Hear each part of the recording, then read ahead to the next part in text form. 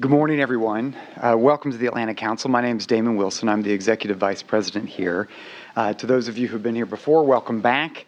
To those of you who are new to the Council, we're delighted to have you. And for those watching on the live stream, thanks for tuning in. We'll be live tweeting today's event using the hashtag Global Risks, so please join that conversation online as well. I'm honored to be here this morning with Annika Söder, Sweden's State Secretary for Foreign Affairs, and I'd like to personally welcome you back to the Atlantic Council. We look forward to hearing your remarks shortly and to your terrific team who we have the pleasure of working closely with. The Atlantic Council and the Ministry of Foreign Affairs of Sweden have enjoyed a long and collaborative partnership over the past 5 years, and together we've been working with our Swedish partners on critical issues, including climate, security, European defense, renewable energy, emerging technologies and innovation, United Nations reform, just to name a few. And last year, we began to look at future scenarios given the rising and revisionist powers of Russia and China, and how the United States and Sweden and our transatlantic allies and partners should prepare. We studied the findings and the results of 3 simulations that simulated a conflict in the Nordic-Baltic region. The teams traveled to Silicon Valley to see the latest and cutting-edge technology and what the implications will be for global competitiveness and security and sustaining our innovative edge. In 2016, we hosted the Secretary here for a timely and meaningful conference on the root causes of conflict in the Middle East and pathways forward for U.S.-European cooperation in the region. So we're delighted to welcome her back for this event today. We at the Council are very proud and advocates of transatlantic cooperation. It's something we believe the world needs more now than ever, especially as the post-Cold War security order is being challenged as evolving. This is an institution that was built by those that were the architects of those who helped build the rules-based international order when they served in the Truman and Eisenhower administrations and joined to build the Atlantic Council to help invest in sustaining political and public support for that approach. And we've always believed that our interests advance with our values, and I think that's something that we want to be able to explore today.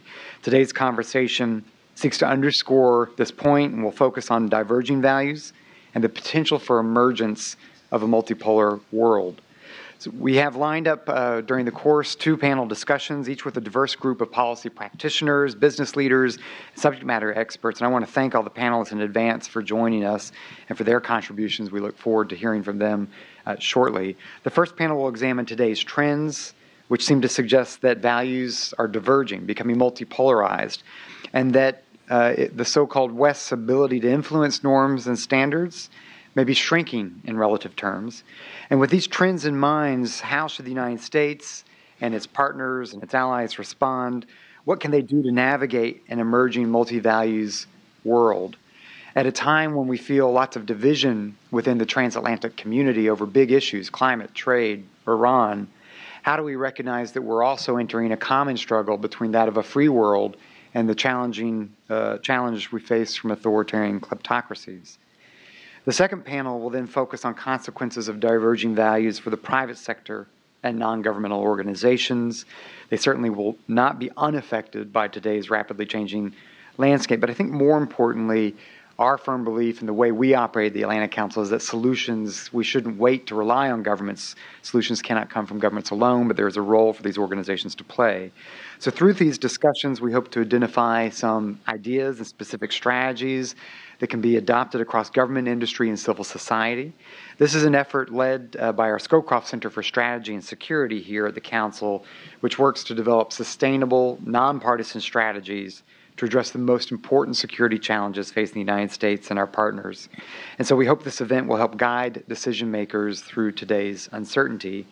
The Scowcroft Center and the rest of the Atlantic Council are seized with the issue of how to ensure continued global cooperation to solve major global challenges at a time of growing divergence and multipolarity.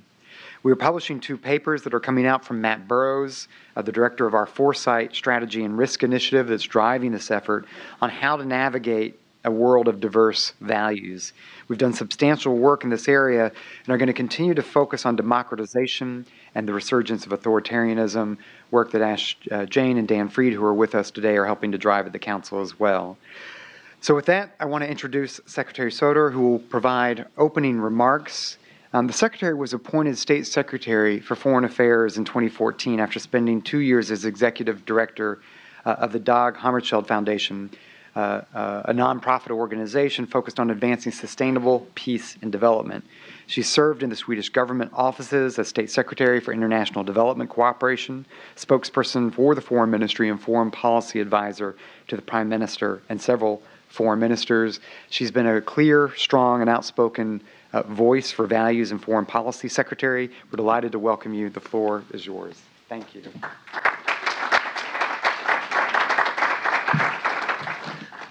Thank you, Damien, and thank you all for coming, and let me express my gratitude for our great collaboration with the Atlantic Council. It's a true pleasure for us, and I'm so happy that my colleagues that work on this on a daily basis are also here together with me today.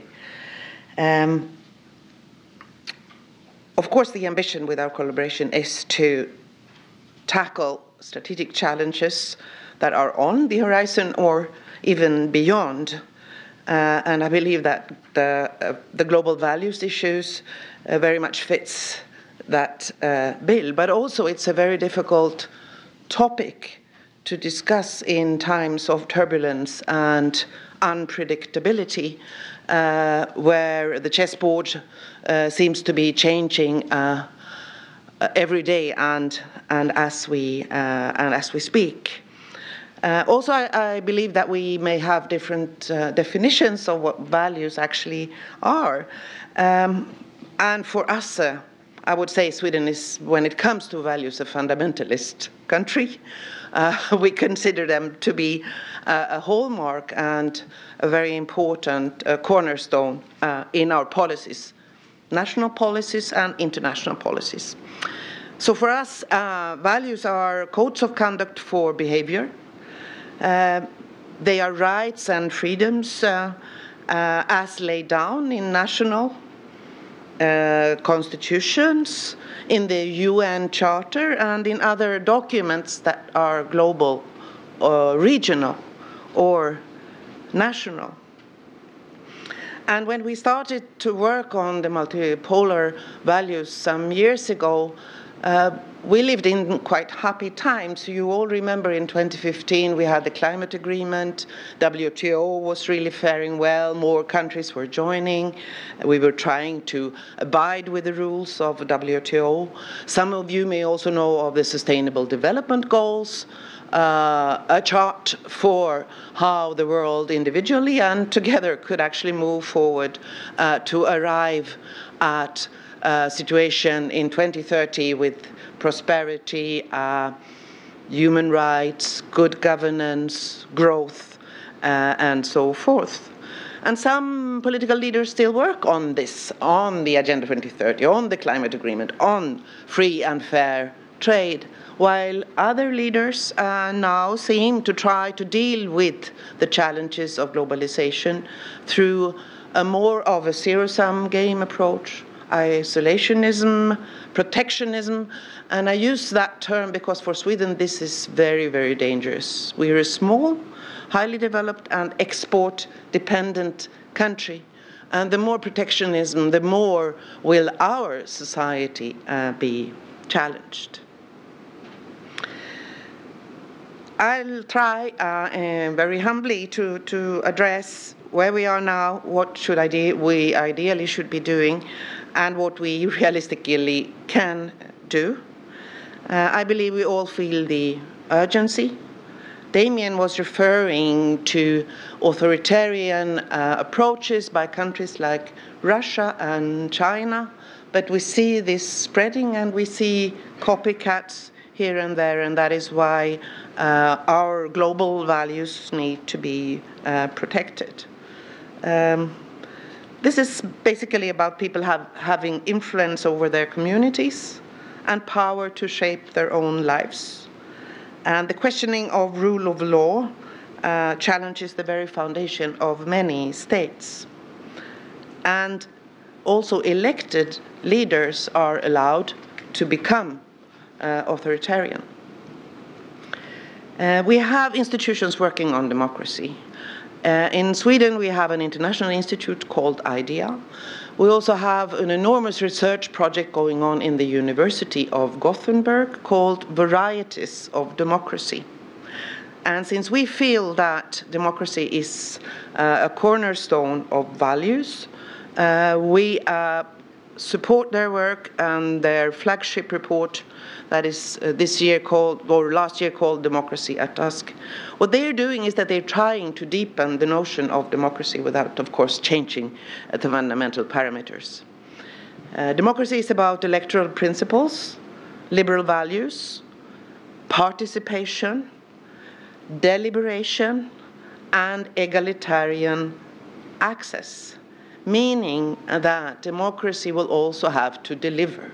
It also has to deliver to the poor, and you have to build a society in order for democracy to be sustainable that also deals with those aspects of democracy. And there are lessons to be learned in many countries about this depth and breadth of democracy. And I'm then referring mainly to the less talked about notions of deliberation, egalitarian, and delivery. Turning to another database, the Freedom House, only 45% of the world's people enjoy fully free or partly free speech. According to Transparency International, the majority of countries are making little or no progress in ending corruption. Violent non-state actors are on the rise, both in the physical and cyber realm. Governments are used to dealing with conventional and traditional threats and challenges, but it seems we are less nimble and fast when it comes to dealing with new threats and challenges. Institutions to do so have not been created, and the war on terrorism, very necessary, has also challenged several universal rights and norms. This worrisome development can be seen in Europe, in the European Union, where growing intolerance and declining respect for the rule of law is seen even in some EU member states. Extreme right-wing governments and nationalism is on the rise.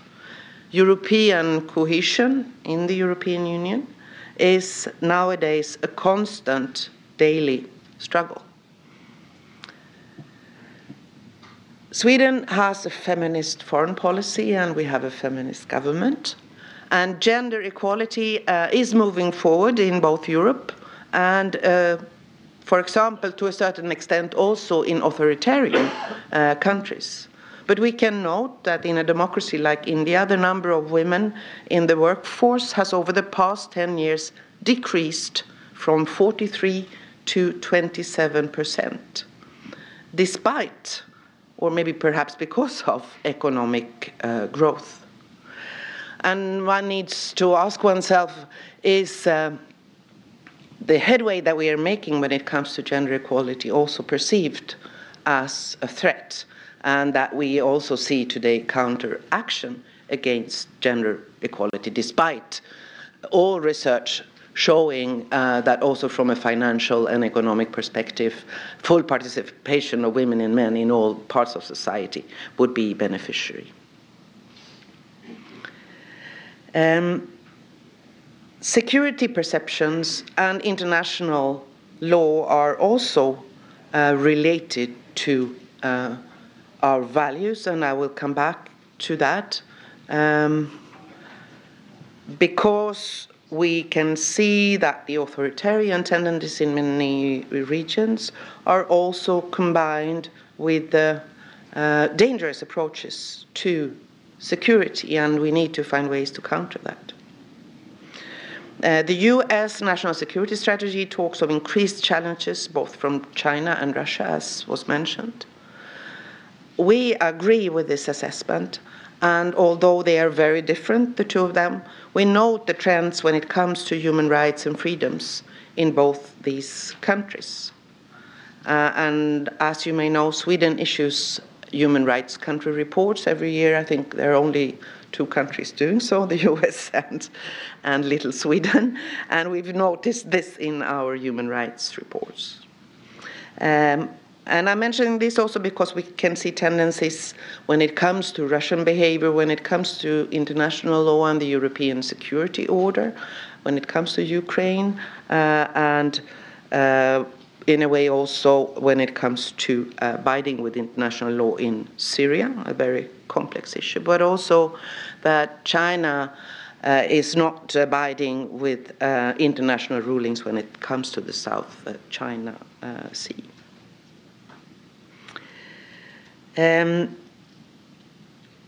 We want all the bigger players to be responsible partners in the existing multilateral order, because the international order also contributed to the way that China has been able to prosper and grow, and we of course want to impress this in our dialogue and conversation with China. Another data, according to the 2017 Economist Intelligence Unit's Democracy Index, a majority of the world's people live under hybrid or authoritarian regimes. Only 19 countries, or 4.5% of the world's population, fulfill the criteria of full democracies. I also note that the US, the sometimes called shining city on the hill, is categorized as a flawed democracy. This is, of course, very worrying. Democracy is work in progress for all of us. It needs constant attention, and as I said before, it always needs to be reconquered. The global financial crisis 10 years ago, which in Asia is actually spoken of as the Atlantic financial crisis, proved to many that freedoms and liberties are not, at least not in the short term, prerequisites for economic growth. So the nexus of values, economy, and security is very important to keep in mind. I also want to say that we need to act now, not wait to see if this is just another hiccup. We need to work now to safeguard what we strongly believe would be conducive for everything from individual rights to prosperity and collaboration. In 5 or 10 years' time, we may even be in a more difficult situation. It's about international law. It's about international law, I should say, also encompassing human rights, encompassing international humanitarian law, very important in times of war. It's about coexistence and collaboration. And this is also in defense of us, the smaller players, because our first line of defense is, of course, to be able to work together with others to create mutual well-being. So this is also about international rule of law and about opportunities for citizens. The question is if there is a common sense of urgency and the coalitions that may be possible. The Nordic countries and countries such as the Netherlands, the UK, Germany, Australia are often highly ranked when it comes to freedoms, electoral democracy, human rights, and lack of corruption.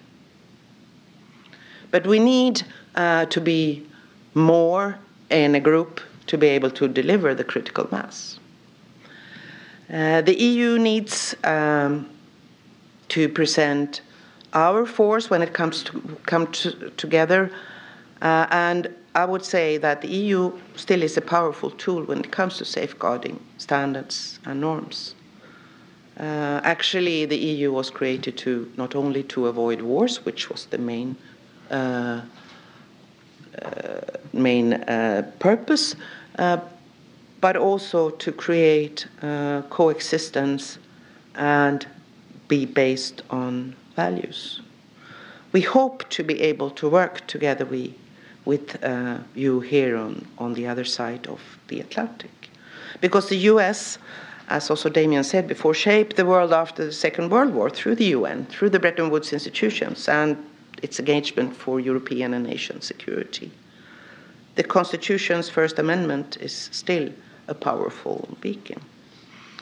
So we ask ourselves, is the US willing and able to partner with Europe and leading democracies in order to defend and further the values that I have referred to? And where do we find other allies? Maybe in Latin America, some of them. I could mention Botswana, Namibia, Indonesia. And I really feel we need to search broadly to be able to find the appropriate allies and work closely with them. And I only gave a few examples.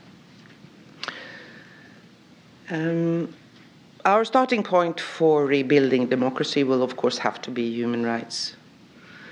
And also here, I believe we need to broaden the concept of human rights. In the UN Charter, we talk about civil and political rights. We also talk about economic, social, and cultural rights.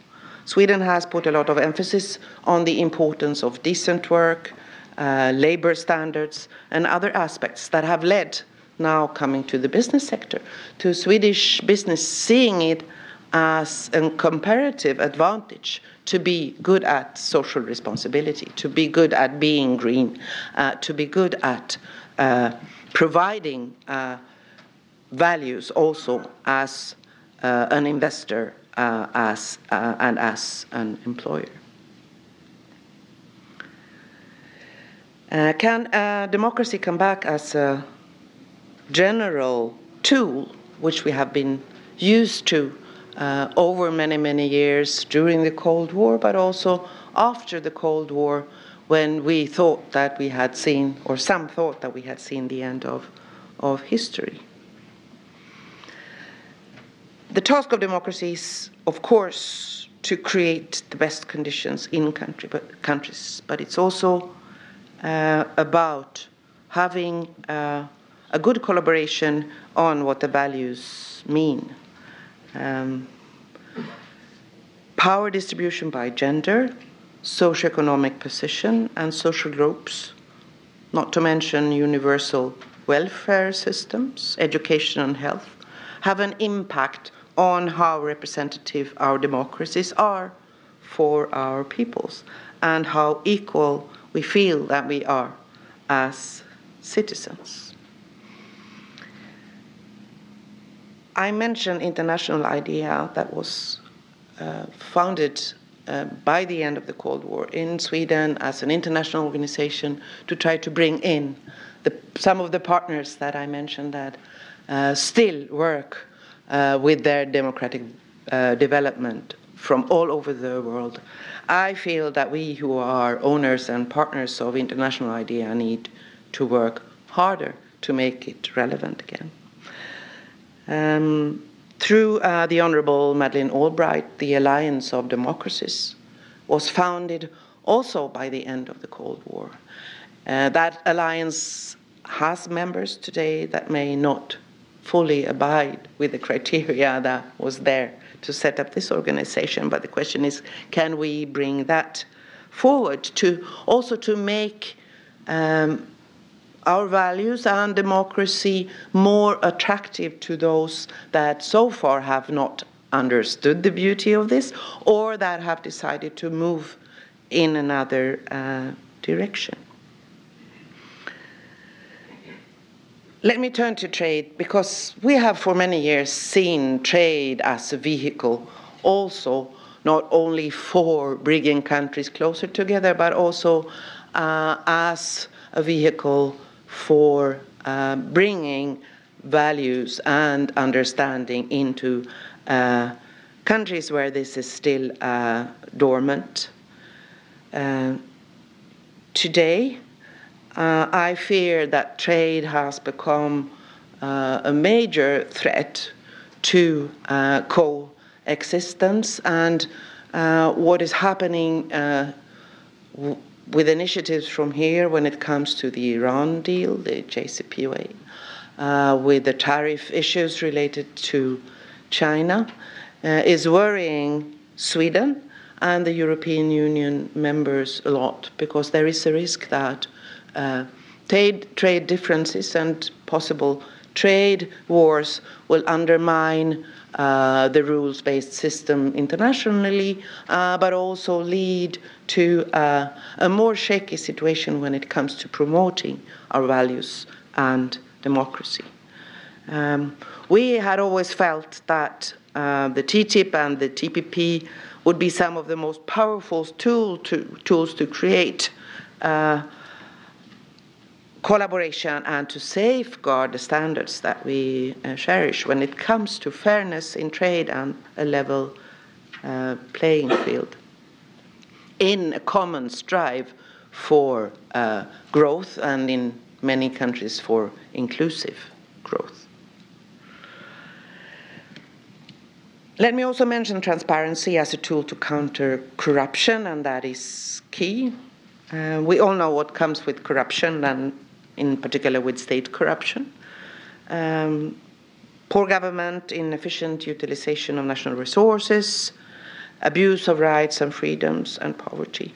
And there I believe that Sweden, some other countries in the European Union and the US, we have something in common that we may not always think of as a very important tool, and that is public access to documents. That we are actually, it's compulsory for our government, for the government here, to actually be very open with what is happening in the public sector in general and in government. We introduced this long before we introduced democracy, namely in 1766.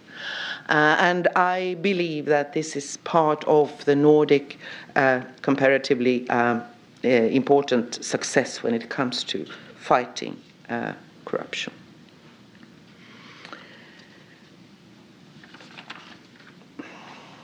I'll come back to the global institutions that we see as the main safeguards of standards and norms. There may be new institutions coming up as the AIIB. And new institutions may not in themselves be a problem. The problem is there when institutions play by other standards and when old institutions are watered down. And when the basic rules of old and new institutions are not abided with or are made less relevant. The Atlantic Council is doing great work also on technology in this context. It's in a way a separate category, but it has major impacts on our societies and as a consequence also on standards and norms. We have social media, we have artificial intelligence, and the ability coming from that to target political messages and in the wrong hands to control citizens. Access to technology, from agriculture to computer literacy, may well become a question of rights and freedoms if it has not already become so. Then we can twist it all around and say, how important are the values? What values are we prepared to fight for? I would argue that we are prepared to make the ultimate sacrifice to defend our own country's way of life, our own laws, freedoms, rights, and territories, and that this will also, if done in conjunction with others, actually make us fare well. We are in control of our own laws and territories. We are responsible for our societies, and we are free to develop coalitions with like-minded countries. We should be free to negotiate trade deals and bilateral agreements and define what standards and norms apply to us and when doing business with us.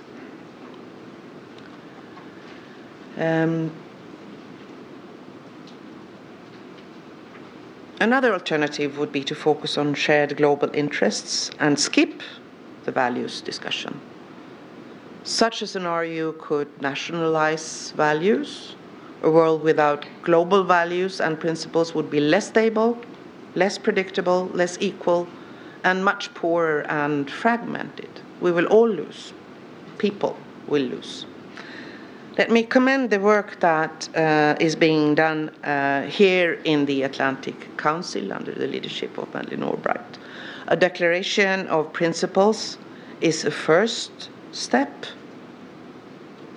The question is how to move forward, how to be convincing, how to make those principles that we cherish in this room attractive to everyone.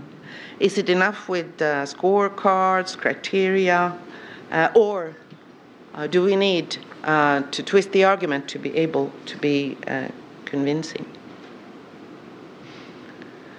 I believe we need to talk to everyone. Dialogue is essential, and that's also part of value. I'm sure there are some standards, for example, on global economic governance, environment, trade, investment, transparency, where we will all be able to engage, also with countries that we, from our perspective, consider to be authoritarian today. But it's not only for states. It's, of course, as I mentioned, for business. It's about the role of cities today, foundations and NGOs represented here, may want to pledge to good standards. And if states and other entities are ready to take this fight, I'm sure that many will join. I already touched upon national measures and action. I'm also convinced that internal action and working together will take us forward. The unpredictability is maybe the major enemy here, because I would say that predictability creates trust. We need trust. We need respect, and that is why I mentioned dialogue. We need the individual rights, and we need to work together to create common security that is not only about defense, but also about working together and making full use of the entities that we have at the regional level, be it the African Union, be it the European Union, be it the today very vulnerable Organization of Security and Cooperation in Europe. If we fail to deal with this and to be able to convey the message and to create a broad and grand coalition of values, I believe future generations will look back and ask, who dropped the ball? The writing was on the wall back in 2018. Thank you very much.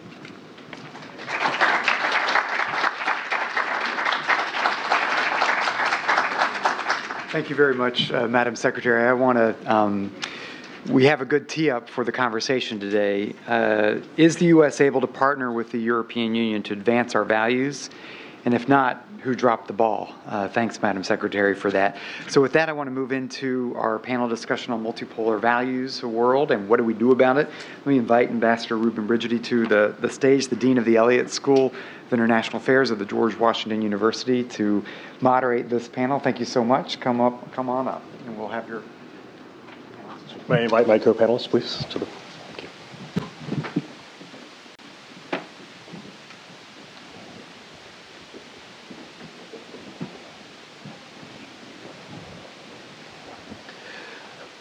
Ladies and gentlemen, good morning. Your Excellency, I am Ambassador Söder, and as our friends in the African Union say, all other protocols observed. It's exactly what I'm talking about, Madam. It's a delight to be with all of you this morning, and let me briefly introduce my co-panelists. To my immediate left, my former colleague at the State Department, Ambassador Daniel Fried, Distinguished Fellow here at the Atlantic Council and the Future of Europe Initiative. To Dan's left, the Honorable Suzanne Spalding, Senior Advisor for the Homeland Security Program and the International Security Program at the Center for Strategic and International Studies. To Suzanne's left, Dr. Bruce Jones, who's the Vice President and Director of the Foreign Policy Program at the Brookings Institute, and joining us via Skype from Sydney, Australia, Dr. Pippa Norris, who is the Paul F. McGuire Lecturer in Comparative Politics at the Harvard Kennedy School and also the ARC Laureate Fellow and Professor of Government and International Relations. So we are going to go directly into a conversation on the panel's topic today, which is a multipolar values world is emerging and what should we do about it. We'll do a few rounds of questions amongst ourselves, and then we will go to the floor for questions and answers. So if you don't have a question already teed up in your mind, hopefully their conversation will spur some additional thoughts amongst all of you. So if I may, let me actually, Bruce, start with you. So the very premise of this panel, a multipolar values world, presumes a multipolar world, meaning that there are multiple, i.e. more than one, perhaps even more than two, poles of various influence from which values emanate or which have one way or another shaping values. I wonder if you agree with that fundamental premise that as the nature of a multipolar world. If so, why? If not, why not? And what do you think it has to do with the nature of a multipolar values world? No. Thank you for having me here. Thank you, Annika and the team, and Damien, and everybody. No, I don't agree. It's a terminological question, but it's an important one. We've been using the term multipolarity for a long time now. I think it's inaccurate. I think we are entering / have entered a bipolar world. It's an asymmetric bipolar world. The United States is still substantially more powerful than the next major power, which is China. But I don't see any other actors that drive strategy, that drive debate about values, that drive debate about institutions in the nature of the way that the United States does and China is increasingly going to. I think those two actors stand above everybody else in terms of their capacity, in terms of their economic weight, in terms of the reality already now that in almost all contexts, in almost all situations, every actor has to factor in American thinking and factor in Chinese thinking in what their strategy and what their behavior is going to be. I think Russia rides on the coattails of China to a very substantial degree. When I say the US, I mean the US and Europe. Obviously, if we saw a split there, it would be in a different situation, but I don't think that's what we're watching. So in a kind of basic sense, I don't agree with the concept of multipolarity. I think it's a mistake. I think what we're watching is a serious beginnings of a sustained challenge by China with a series of hangers-on, most importantly Russia, to the core precepts of the international order. The second point I'd make is that if we think about the nature of the international order, we use the term rules-based international order in this town these days loosely. I spent several years at the UN. I never once heard an American diplomat refer to the rules of anything, certainly not the rules of order. But I also just think it's a kind of a sloppy term. It encapsulates a number of different things that play out in very different ways. At core, we're talking about open political systems, we're talking about win-win economic arrangements, and we're talking about security arrangements based on an American alliance system. The win-win economic system China can work with and can do well in. Open political systems, fundamental threat to China. An international security architecture based on American alliances, fundamental threat to China as they see it. It doesn't have to be, but is as they see it. So we talk about liberal rules-based international order as if it were the case that all these other actors could sort of easily integrate. I just don't think that's true. I think the liberal international order in the terms that we talk about it is a fundamental threat to China. And they are beginning to have enough power to push back on it. And in that context of a major player that has huge economic weight, that everybody has to factor into their calculations, lots of other actors can get away with bad behavior and nonsense and et cetera. So I think that's the realities that we're grappling with. It's too simple to talk about, I call it asymmetric bipolarity. There's obviously a kind of complex multipolarity that surrounds that. But I think we are making a mistake if we don't recognize that China is an actor unlike all the other actors in terms of the potential challenge that they pose to the basic systems that we're talking about here. Yeah, I'll stop there. Great. Thanks, Bruce. Pippa, I wonder if we might go to you as a person on the panel who is geographically closest to China at the moment. and who is a half a world away, and also, frankly, as a professor of comparative politics, to respond to Bruce's opening salvo, if you were. In particular, one of the things I was intrigued by Bruce's comments were, if you assume the broad bipolarity that he articulated, as in these two big actors that are shaping kind of global debate, and a series of sub-actors that are lining up behind them. So the Russians lining up behind the Chinese, Europe and the North Atlantic community largely lining up behind the United States. It strikes me that one of the challenges to that frame is what's happening in the current political moment in the United States, and also in terms of its relationship to Europe. In particular, the previous Secretary of State, Secretary Tillerson, who very early in his tenure suggested that there is a fundamental difference between American interest and American values, and the latter should not necessarily impact the former as we go about our interests in the world. And then obviously a series of really quite profound differences between the United States and Europe on a host of issues in the last year or so. So I'm wondering if you agree with Bruce's articulation, and if not, where might you take issue with it?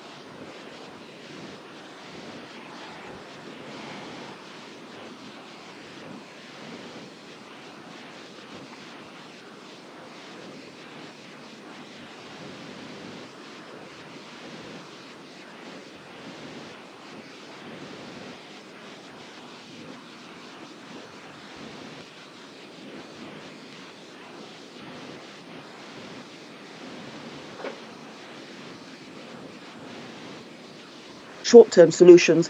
And again, I don't think it's about one country or a block of countries changing those values or even leading those values. They have to respond to these divisions rather than create these divisions.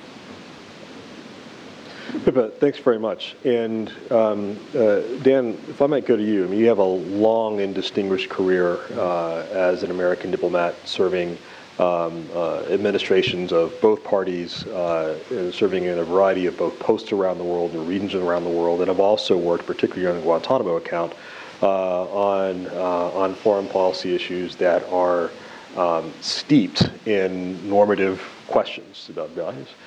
And I wonder, from your perspective, what have you seen over the course of your career about how the nature of the putative rule-based international order and questions of values actually help to guide and shape American foreign policy? And in particular, what differences do you see from your from your historical career over many years compared to the current historical moment and what's happening now? First, I agree that there is no such thing as multipolar values. The rule of law is not one thing in the United States and a completely different thing in China, in theory. So I think that this notion of multipolar, meaning civilizationally determined values, is a profound mistake. And basically, if you strip away the fair words, it comes down to, I can beat up people and steal their money if I do it in the name of fill in the blank, Eurasianism, the Russian soul, the Confucianist ethic. So I think that's garbage. I believe values are potentially universal. Second principle is that that does not mean uniformity. Okay, if you're in Sweden, you know you're not in Italy.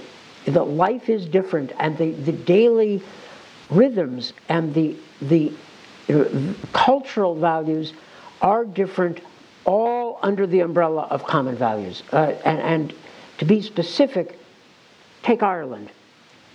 Just had a referendum repealing a strict anti-abortion amendment. 1 month ago, before that amendment was passed, did we or did we not consider Ireland to be a member of our common family? Well, we did. Nobody was going around saying that because they had particular abortion laws, they were outside our value system. Which means common values do not mean uniformity. And why did we think Ireland was part of our values? Because I think in practice, we are often more tolerant of diversity within a common value system than we are in our own countries. And I mention these things because they're the product of what I've learned over 40 years. American political categories are not the same as European political categories. The things that we fight about, the prefix menu of views you're supposed to have if you're on the progressive side or the Republican side, are not the same sets of values and views you have in Europe or in Japan or in Australia. So to abstract from this to your general question, I think that we're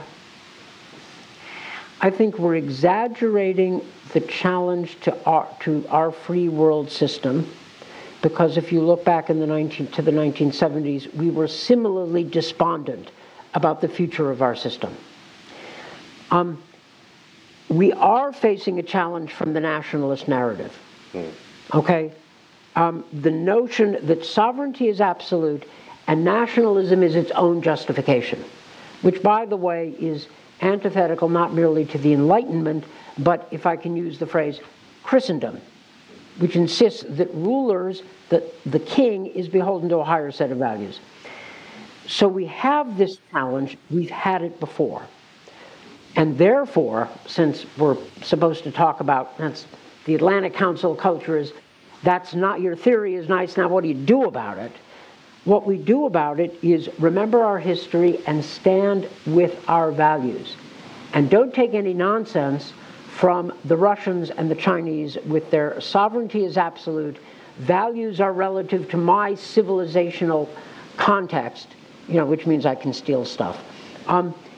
The only thing I heard this morning with which I disagree is the characterization that China is threatened by the rules-based world. I think partly, in terms of democratic values they are, but China gets a lot out of the rules-based world. They got rich. Right. Thanks to the rules-based world. So they're half in, half out. Right. I look at that as an opportunity, since, as I may sound like a moral absolutist and American cultural imperialist, but my whole career is taking a slice and a half loaf and saying thank you and moving on from there. So I believe in taking what you can get. If we entice China to stay within the rules-based order because they've made a lot of money off of it, and if we make it clear to them that the alternative is going to be much darker for them, there's a chance they will decide not to break with it definitively. I don't know that, but there's at least a chance. And yeah, I mean, to end with the obvious point, like, if we have a problem with China, and if we have a problem with Russia, what are we doing as a country and a government? Picking fights with Europeans. I mean, come on. Like, that's what Freud called the narcissism of small differences. Like, knock it off. Get real. Wes Mitchell, the Assistant Secretary of State for European Affairs, gets this. He doesn't need me to tell him. But he's working where he's working, and it's tough for all these people. And to the Europeans, I would say, look, I get the frustration. Like, I share the frustration, totally understand that. But with the Americans, always a little patience. Like, we do dumb things, but we usually pull through in the end. So, you know, don't throw it away any more than you want us to throw away what we've achieved.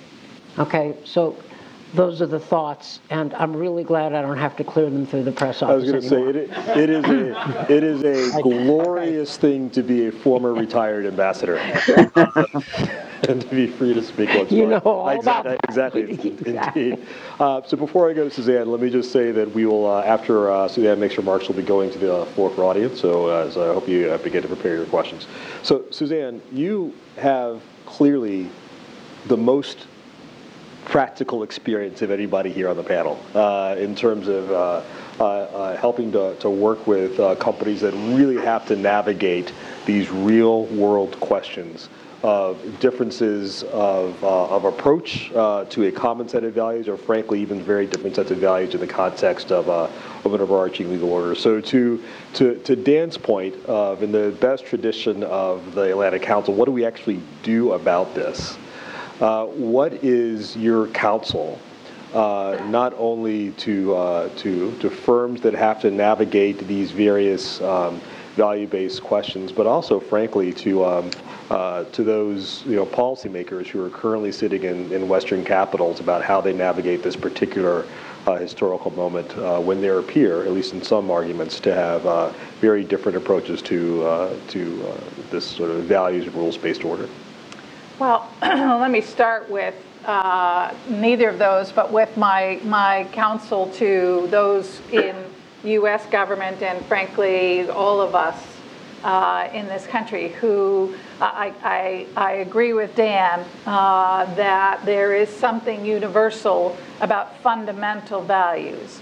And we think of those Western values being democracy and rule of law. I think rule of law is more universal than even democracy. But I think underpinning those, what's really fundamental and I think appealing, and to the extent that there is a notion of a shining city on a hill, it is notions of fairness, of impartiality, of some kind of equal treatment, of egalitarianism. And again, as Ambassador Fried has pointed out, the fine points of those will vary, even among democracy and even among countries that share values. So for the United States, it's a very strong culture and value of equal opportunity versus everyone having equal wealth, for example. But equal opportunity, if implemented, should not lead to such wide disparities in this distribution of wealth. And I do think that part of the decline of the appeal of democracy is that it is not perceived as having delivered on those more basic fundamental values. And I think it has been conflated with unbridled capitalism, for example. And so I think it has declined as people have seen problems with that economic approach. And I think that is something that China is clearly capitalizing on. With respect to China and Russia, I agree that China is a much more serious competitor, certainly in terms of values and our ability to influence values around the world. in terms of presenting an alternative model. But I think Russia should not be discounted, and I think what is interesting to me is it is clear that Putin understands the incredible power and appeal of Western values, which is why he works so hard to tear them down. And so that was my practical experience at DHS, of course, was watching the meddling in the election, but understanding that it was taking place in the context of a wide-scale, long-term effort to undermine the appeal of democracy. I think Putin's foremost audience for that is his own population, having watched the fall of the wall and lived through that disruption, which he characterizes as the worst chapter in Russian history, which is pretty amazing if you know Russian history, the horrors that they've lived through. So I think it's very telling, and I think undermining the appeal of the rule of law, and this is the project that I'm working on now. I'm spending a lot of time looking at how are those efforts going after other pillars of democracy beyond just elections. And one area that I worry a lot about is efforts that undermine public confidence in the rule of law and in our judicial system, in the impartiality of the courts as not just another political organ of the leadership. Because that's, of course, what it is in Russia. And Putin would like people in Russia and around the world where we compete for influence to believe that's all it is here as well, and is exploiting weaknesses of our own making. So the Lisa case in Germany involving a young woman who claimed to have, of Russian heritage, who claimed to have been abducted and raped by immigrants, which turned out to be completely fabricated. But the Russian leadership at the very highest levels fanned those flames. And Lavrov accused the German authorities of covering up this crime to further their soft on immigration policies. Fast forward a few months, that was January 2016, summer of 2016, and we see this playing out in Twin Falls, Idaho, in the United States, where exaggerated allegations that 2 Syrian men raped a young girl at knife point quickly proved to be false, but social media stirred up protests and lots of agitation. And indeed, in August of 2016, we see the Internet Research Agency trying to foment in-person rallies in Twin Falls, Idaho, under the rubric of secure borders, undermining confidence in the courts as independent and impartial arbiters, undermining the notion of truth, getting public citizens to give up any hope of establishing objective fact. Think about how that undermines the role of the rule of law and courts, which we rely on to be arbiters of fact. If there's no such thing, if there's no ability to do that, courts become irrelevant. So I think these attacks on these fundamental values are a reflection of at least Putin's understanding of how compelling they can be. And I think, again, so in a way, Putin is China's lackey. Putin is doing the advanced work for China around the world, undermining support for and belief in those fundamental values as implemented in the United States. We give him plenty of ammunition to fire that weapon. And then China comes in to say, look, you can have economic growth, egalitarian, fairer distribution of wealth through a more state-controlled, government-controlled approach. And that winds up having a lot of appeal if the alternative is not appreciated. I'll stop there. No, thank you. Well, I hope you agree that our panelists have given you a great deal of food for thought for the next 25 minutes of our Q&A session. So going on with the theme of values, I hope you will allow me to conduct this session according to a value we practice at the Elliott School, which is gender equality and questioning. So we will go back and forth between ladies and gentlemen to ensure that we have appropriate representation and questions. So ladies, the floor is yours. First question, please. Yes, ma'am. Please state your name and wait for the microphone to be speak. My name is Claudia Farris. My question is, there has been mention of the embedding of values in the culture, in the people, and how they behave, and the way the institutions reflect, or no, the nature of the values that the institutions act out, suggesting that there is a difference between the two. And I would like that commented on in terms of its power for creating change. That is, do we work to change the institutions, or is there a way to reach the society with the values that are embedded therein and reinforce or embolden those values which we in our wisdom believe are important? So this is a great question. So to the extent that one believes that values actually impact state behavior, do the values rest with the people, or do they rest in the institution, or which one shapes which, and where do you go to address it? Do you want to comment on that too? Well, I'll take the easy way out and say both, but I think it's true. I think certainly in the U.S., our institutions have to live up to the confidence that we want the public to have in them.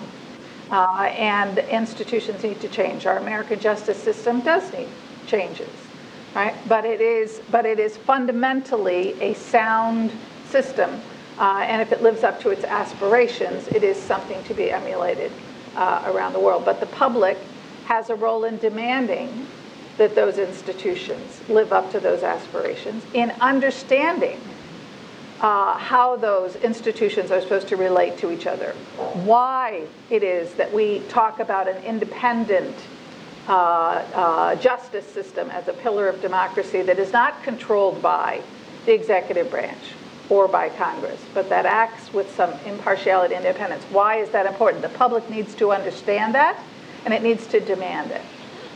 So I think that is true around the world. I think you really do have to approach it from both sides. We need to improve civics education, and our institutions need to live up to the aspirations that we have for them. Dan, do you want to comment on that? Yeah. Of course, on some level, it's both. So I'm struggling to give you a straight answer. But I remember once when Condi Rice, she occasionally mused about American history, and this is relevant. She said the argument was made during the civil rights movement that it was impossible and a bad idea for the government to try to legislate tolerance. You can't will away hate through the courts. And she said that missed the point. The point where she grew up in Alabama, she was not looking for the courts or for the laws to legislate people's feelings. They could, however, and they must, legislate behavior. And normative behavior changed, and she said one day, blacks and whites couldn't eat in the same restaurant, and the next day they could, and they did. She said, we didn't like each other any more the next day than we did the day before, but behavior had changed. Social behavior had changed, hearts followed. Now, I mention this because I had never heard such a clear argument on one side of the issue, of the challenge which you laid out. And I'm not sure that she had an absolute answer, but that was an interesting one. It is the job of public institutions to regulate public behavior, and that human hearts are sort of beyond the reach and should be by rights beyond the reach of governments. But if you start legislating behavior, hearts change over time, maybe, although... And yet, on the other side of the argument, right? Yeah, I mean, the same courts that, made those rules in 1954, right, 100 years earlier, right, made exact opposite arguments, which lasted for a century. And they were sort of able to move precisely because of the pushing of individual people that were demanding change, demanding the country live up to its set of values. Well, and I mean, not only yes, but even more than that, Lincoln is badly taught in American schools because he's taught as some kind of saint who saved the Union. No, he redefines America. He takes on the definition, John C. Calhoun's definition and Andrew Jackson's definition of America as a white man's country, and he says, no, it is the country of its citizens. And that's the Gettysburg Address. He redefines America, and that is revolutionary. So, that to some degree is a counterexample of how it takes political leadership to redefine the country and then force those changes through politically, the consequences of that. And God, how I wish this were not a topical conversation. I was going to say, although it would appear that Andrew Jackson is getting a bit of a relook. I was going to say, that's in the White House. But right. We all, every nation has the dark spots in its history, and we are becoming reacquainted with ours. We will, we'll get past it. But not without effort. Indeed. So Pippa, do you have a comment on this? They're rooted in society, they're rooted in our experiences, and the threats to things like rule of law, the free press from fake news, universal norms of democracy is not from Russia and it's not from China, it's within ourselves. It's in particular authoritarian populist parties and leaders, whether we're talking about the White House right now, whether we're talking about AfD in Germany, whether we're talking about the Lega Nord in Italy, whether we're talking about UKIP in the UK, those are the forces, those are the organizations, those are the leaders who've been pushing back on these values very effectively. And clearly Russia has amplified that a little bit through its, for example, meddling in the US election, and that isn't going to go away. But the problem, of course, again, even in that act, wasn't about Russia. It was about the ways that Americans themselves spread those messages about and the way in which they amplified pre-existing divisions about race, ethnicity, fears of terrorism, fears of the other. And that is exactly what President Trump has been playing on. That's what the National Front in France plays on. That's what anti-immigration forces in Europe play on. That's even in Sweden. What, again, similar parties exist, and they are playing on those fears, as they are in Finland, as they are in Norway, as they are in Greece with Golden Dawn. So there are certain actors, there are divisions in society. Those parties reinforce them, they mobilize them, and they legitimize them. Things, for example, which Trump has said, which go against basically many American values, are now more widely spread and are argued more forcefully by his own supporters. So there is a role of institutions and of leaders, but the values are in society itself. And those divisions of race have always been the clear weaknesses, the scar of race in American politics. And leaders like Trump and others in the GOP, it's not just the individual, and other parties play on those fears. Full representation of views.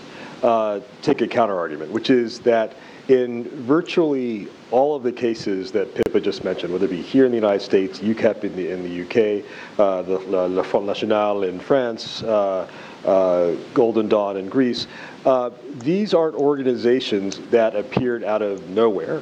In some way, they are representative of a set of ideas, of a set of predispositions that are not only have existed in each of those societies, but to continue to exist. And one of the things that I can almost hear many of my friends who are Trump supporters might say is that this whole discussion of values assumes values are a good term that are associated with a particular set of ideas.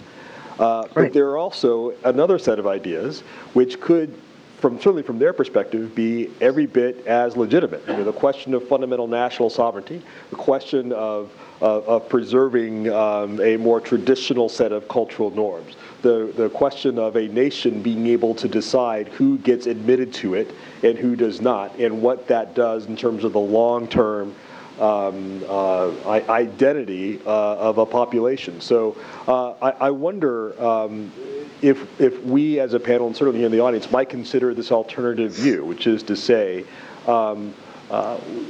surely there are multiple sets of values that maybe are seen as equally legitimate in the eyes of those who behold them, and therefore the question is, how does one adjudicate which values are actually more prominent, and therefore which values are articulated by a sovereign state, both internally and also in terms of its foreign policy going forward. Anyone want to take that on? I mean, I think we're talking about very different kinds of things here, right? I think we're talking about at least 2 and possibly 3 different kinds of crises that we're confronting. One is a crisis of confidence and a crisis of values and a crisis of confidence in the West.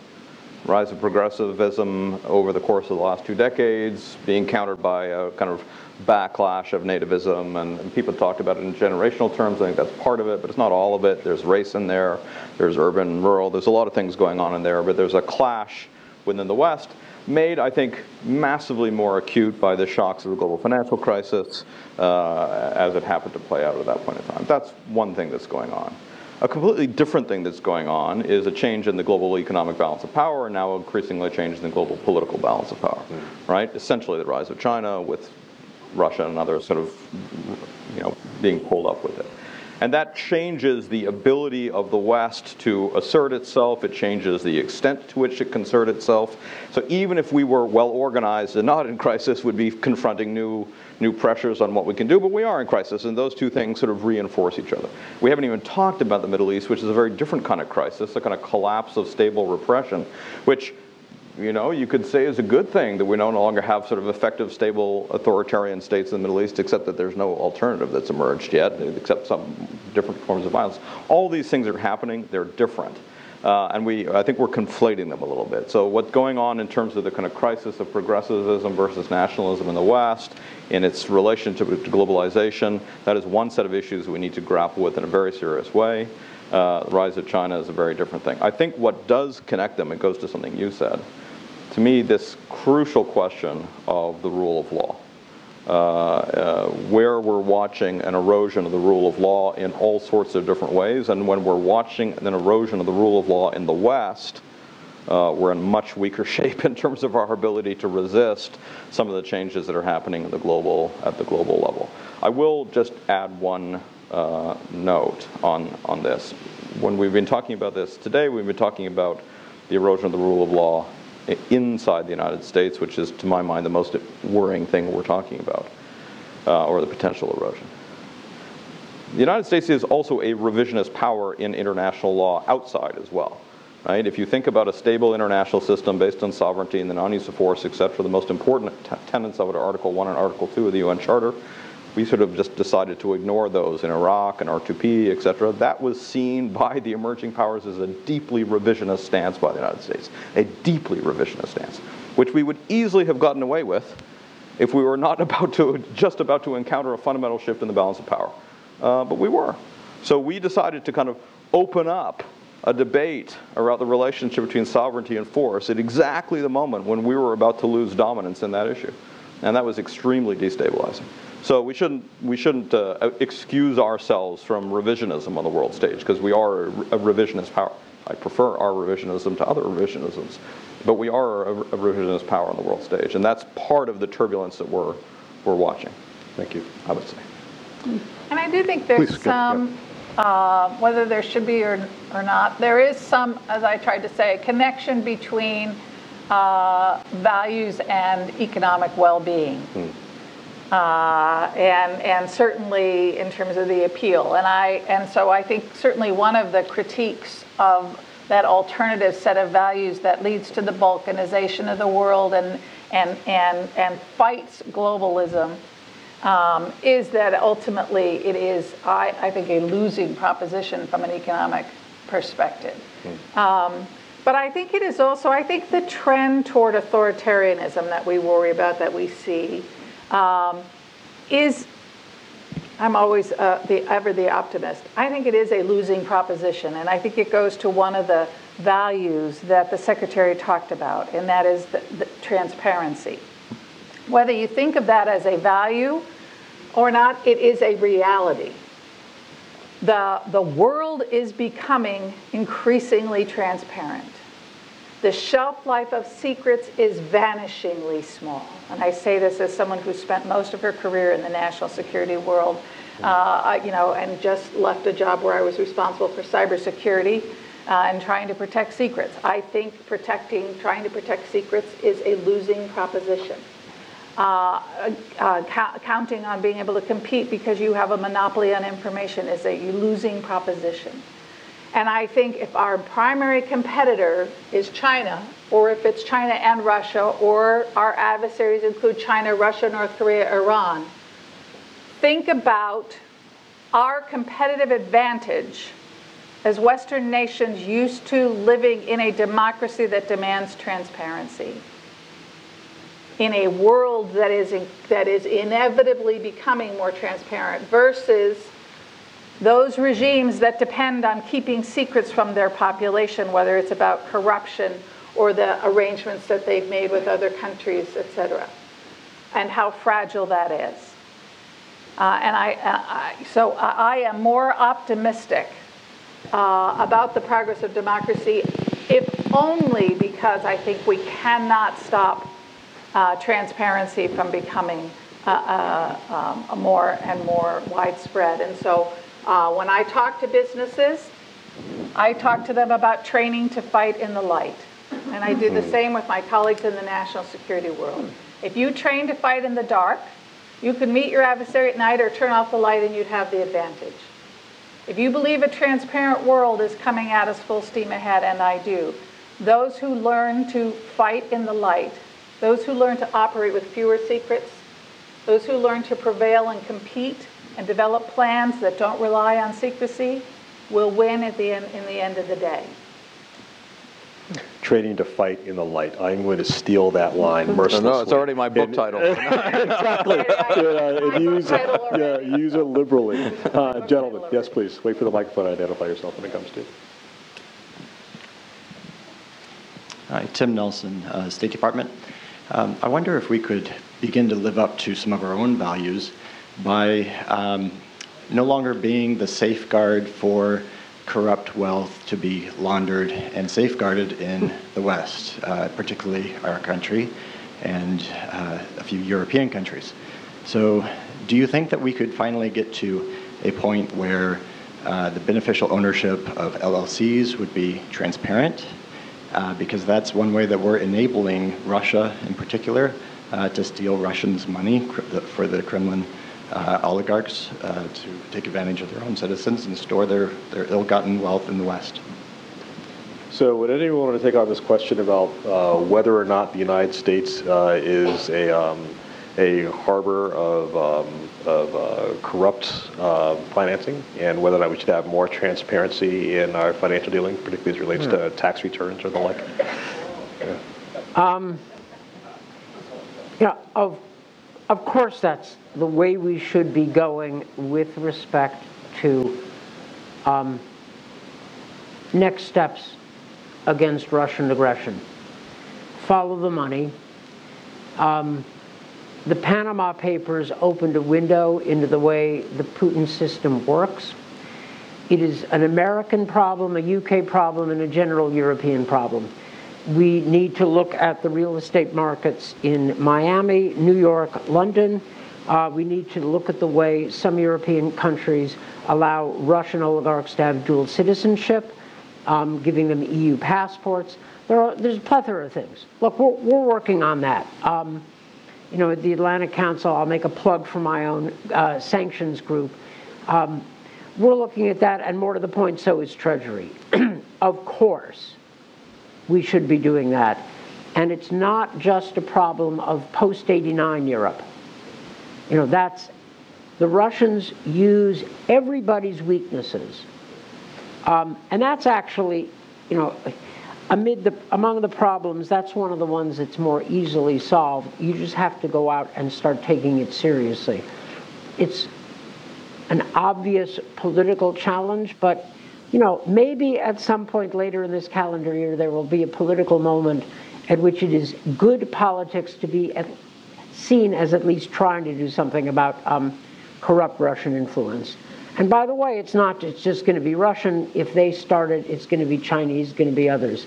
So yeah, we ought to be cleaning up our acts, and all of us have got to put something into it. Any of the panelists want to take the position that it's actually not a good thing for the United States to be more strong in fighting corruption? No? Anybody else want to comment on this question? It's a softball. Ladies, the floor is yours for a question. No, ladies? So, gentlemen, go to you. Yes, sir. I'm sorry, may I ask you to wait for the microphone, please? Thank you. Kovalenko Victor, Ukrainian Legal Group. My question is about your view on secret diplomacy, which is going on now, yeah? Secret agreements between presidents, prime ministers, Kurt Volker, Surkov. So people, leaders of the countries meet each other, yes, agree on something, and we don't know what is this agreement's about, yeah? What is your view on this? And I just would like to remind that secret diplomacy was a necessary prerequisite of the two world wars. So what is your view on this situation? Bruce, do you want to take that question? Rules on your view on secret diplomacy, and on some level, right? I mean, there has to be some level of confidentiality, but how secret is secret, and how much secrecy is good? Yeah, I'll say two totally contradictory things.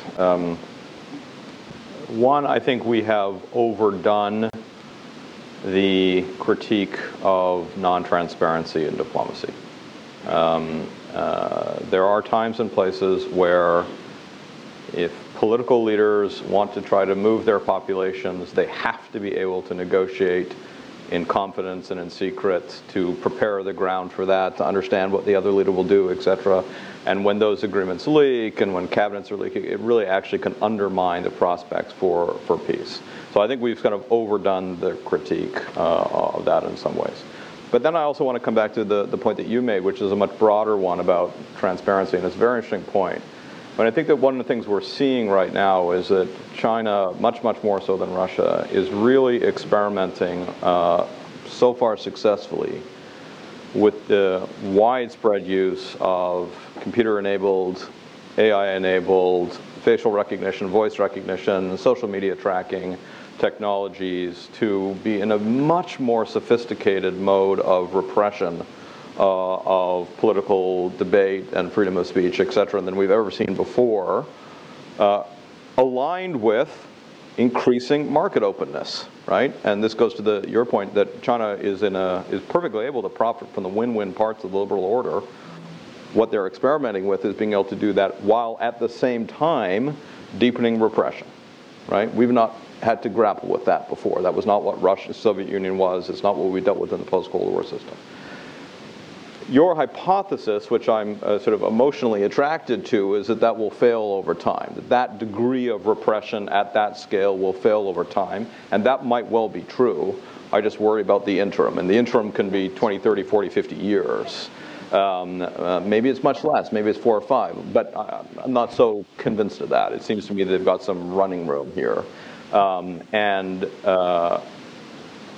So then it goes to this question of sort of what is our counter, and I think that our counter has to be in 2 parts. Dan, I think you're right in saying that we have to make it clear that it will be much more costly to China than we are currently making it clear if they walk away from the international order in its more full sense. We aren't doing that yet. We aren't projecting costs. But we also have to get our own house in order in terms of the kind of counter in models, because China is beginning to offer an alternative model where you can have political oppression and economic wins, right? And that's different than what we've grappled with before, and it's very appealing. Whether you're CC or whoever you are, it's a very appealing model, and I think we're already watching a kind of growing momentum of attraction to that model, and China being willing to put serious economic muscle into projecting that model. Can I add something to that before I ask Suzanne to comment? Because one of the things I see in the part of the world where I focus on most in Africa is twofold. Not only the Chinese basically making that argument that there is actually, like, look at us, we've lifted 1 billion people out of poverty, and you could do so without broad political openness. But also, frankly, what is increasingly seen in much of the rest of the world as the messiness of our own democratic system, and how vulnerable our own democracy is to external manipulation, as Suzanne demonstrated. So I associate myself with your remarks in that I am emotionally very much attracted to Suzanne's argument that our system will play out in the long run, but I think there is ample reason for concern, particularly in some parts of the world where this is contested. Suzanne, given your admonition to sort of train to fight in the light, what is your response to the notion of... Well, I think that's right, and that's why I use the word train, which is to say, I understand we are not ready today to just flip on all the lights, and the lights are not all being flipped on. There are still dark corners where secrets can be kept, including the disparity in income in China, where they've done a very good job and worked very hard to mask the inequality that their experiment with capitalism is breeding even in China. But I think we need to be pushing ourselves, and I think we need to do what we can to shorten the time frame between now and when the lights go on in those dark corners. And I'm very interested in what the next panel has to say, because I do think there is an inherent tension between the two things that China feels it needs for regime preservation: controlling information and growing the economy. And I think it manifests itself really in that economic sphere that has already pushed China, forced China to be more selective at its censorship and control of information so that its businesses can compete more effectively on the world stage. It is very hard, I think, for businesses in China to be true competitors on the world stage if they don't have full unfettered access to the internet. Pippa, did you want to comment on that?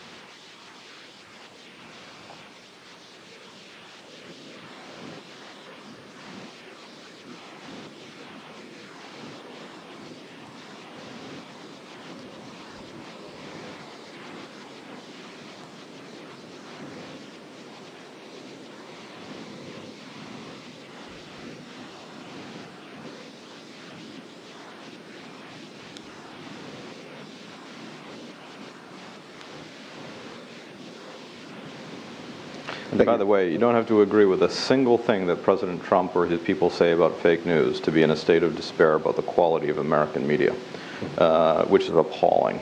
And if we are fighting a war based on information and transparency, we do not have media institutions that are helping us in that battle.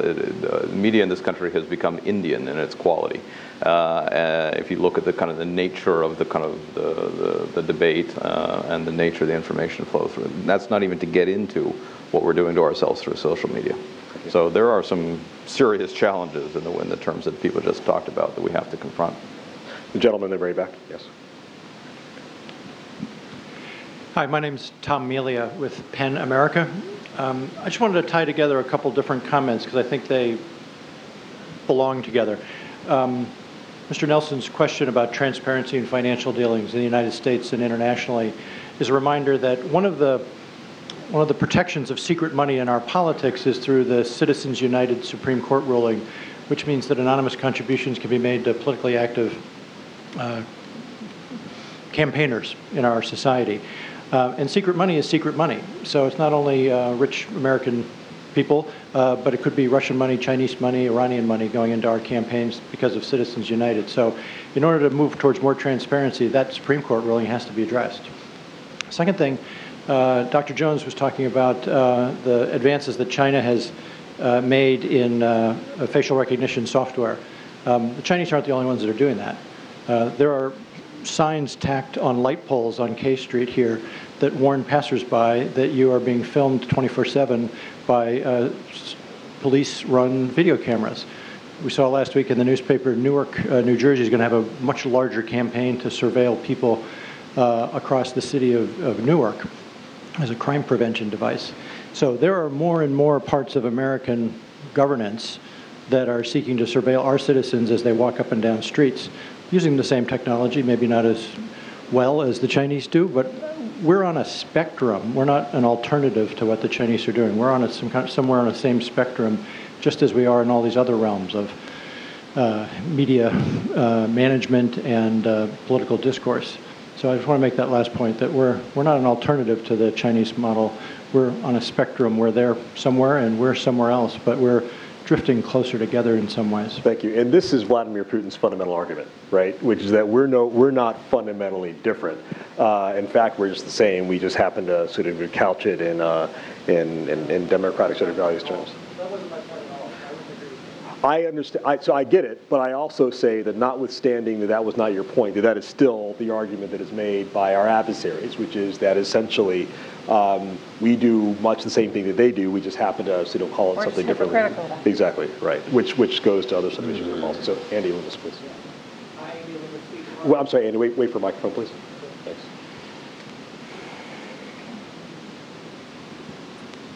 Andy Loomis, State Department. Thanks very much. Wonderful panel. Appreciate the views broadly expressed. I'm curious. I have a more tactical question or a pragmatic question on the ground. This is a contest, right? And I'm curious, Ambassador Fried or Ambassador Brigady, your perspective on the ground at embassies, how that struggle is playing out, and where you find you've had the most traction at sort of overcoming or pushing back, advancing some of the more liberal values that I think that we express and hold are fundamental. Well, it's a particular challenge now during the Trump administration. Okay, I mean that's just reality. To be effective, I mean, you asked an operational tactical question, so I'll answer it on that level. Embassies have got to have the courage to go out there and not ask permission from Washington. They've got to act in real time using, whatever means they feel competent at managing. That means not waiting. That means unplugging, or at least allowing yourself sometimes to unplug from the State Department talking point system and the press guidance system. And that requires geographic assistant secretaries to back up their embassies. No tolerance for error means no tolerance for action. So hold the reins loose and let her rip. I mean, go out there. Now, different tactics, right? I think it's a mistake, or when you work in the digital space in Russia, be careful because you're always surrounded by a swarm of trolls, right? You're in a difficult environment. Tactics may be different there than they are in a place like Sweden or Poland, where you have that, you can get out and work the system. And another second operational suggestion is that countries develop a narrative suitable, that is both true and acceptable for the, whatever European country or whatever country you're in. By that, I mean,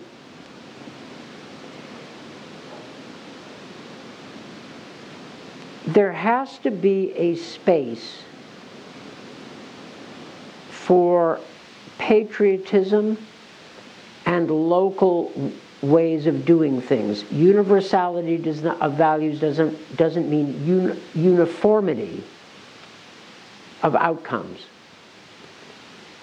And to be effective, an American or any embassy has to work within a certain context. Patriotism is not the same as chauvinism, though it can degenerate into it, but it's not the same thing. And that has to inform the narrative. So operational and kind of tactical presentational questions. And like, I can't emphasize enough, getting away, don't let the State Department write your points. I mean, no offense to you, you work at state. But, you know, you asked about embassies. They got to get out there and, you know, and use the language of the country they're in.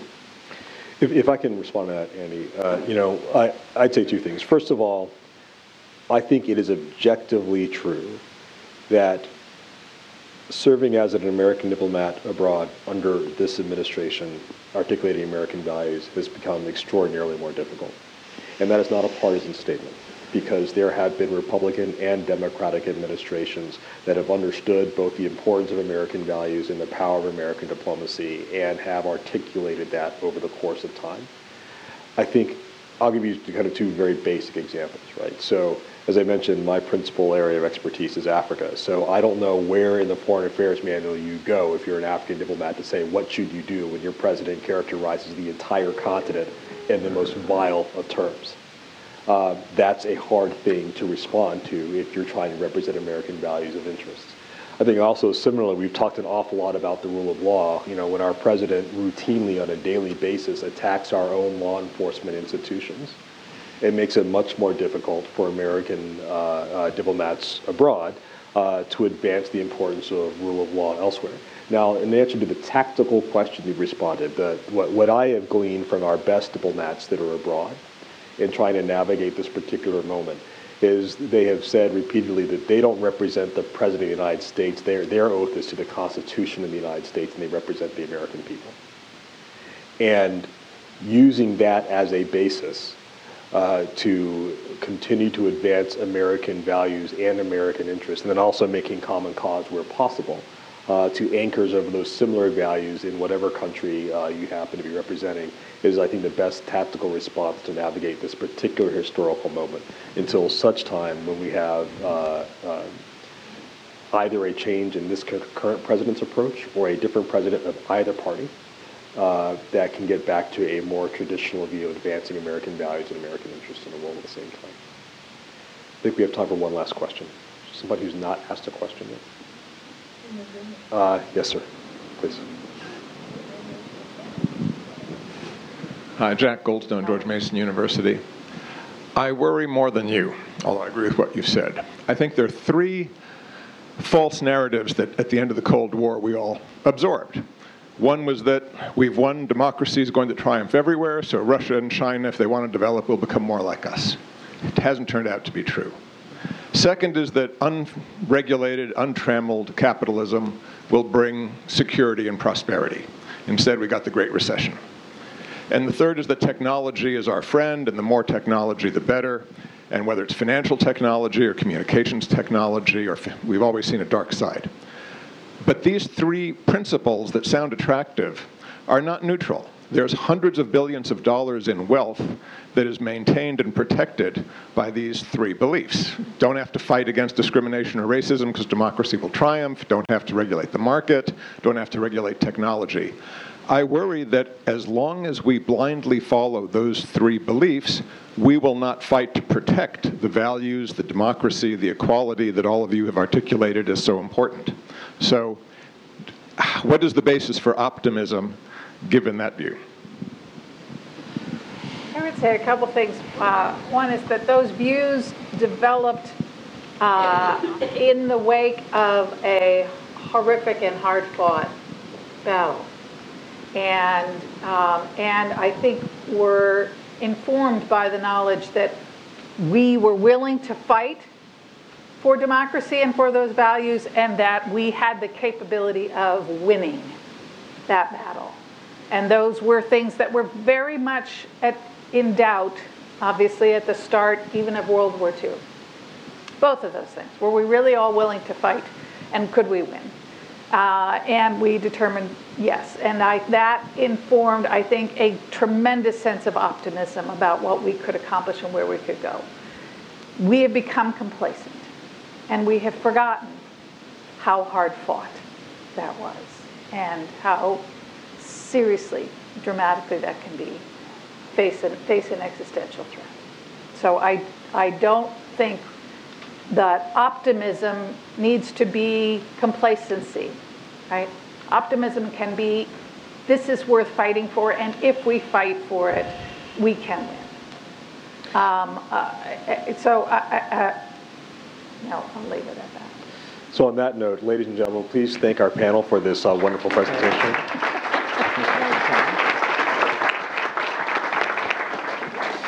So we will now take a brief coffee break and reconvene at 11 o'clock. Thank you very much.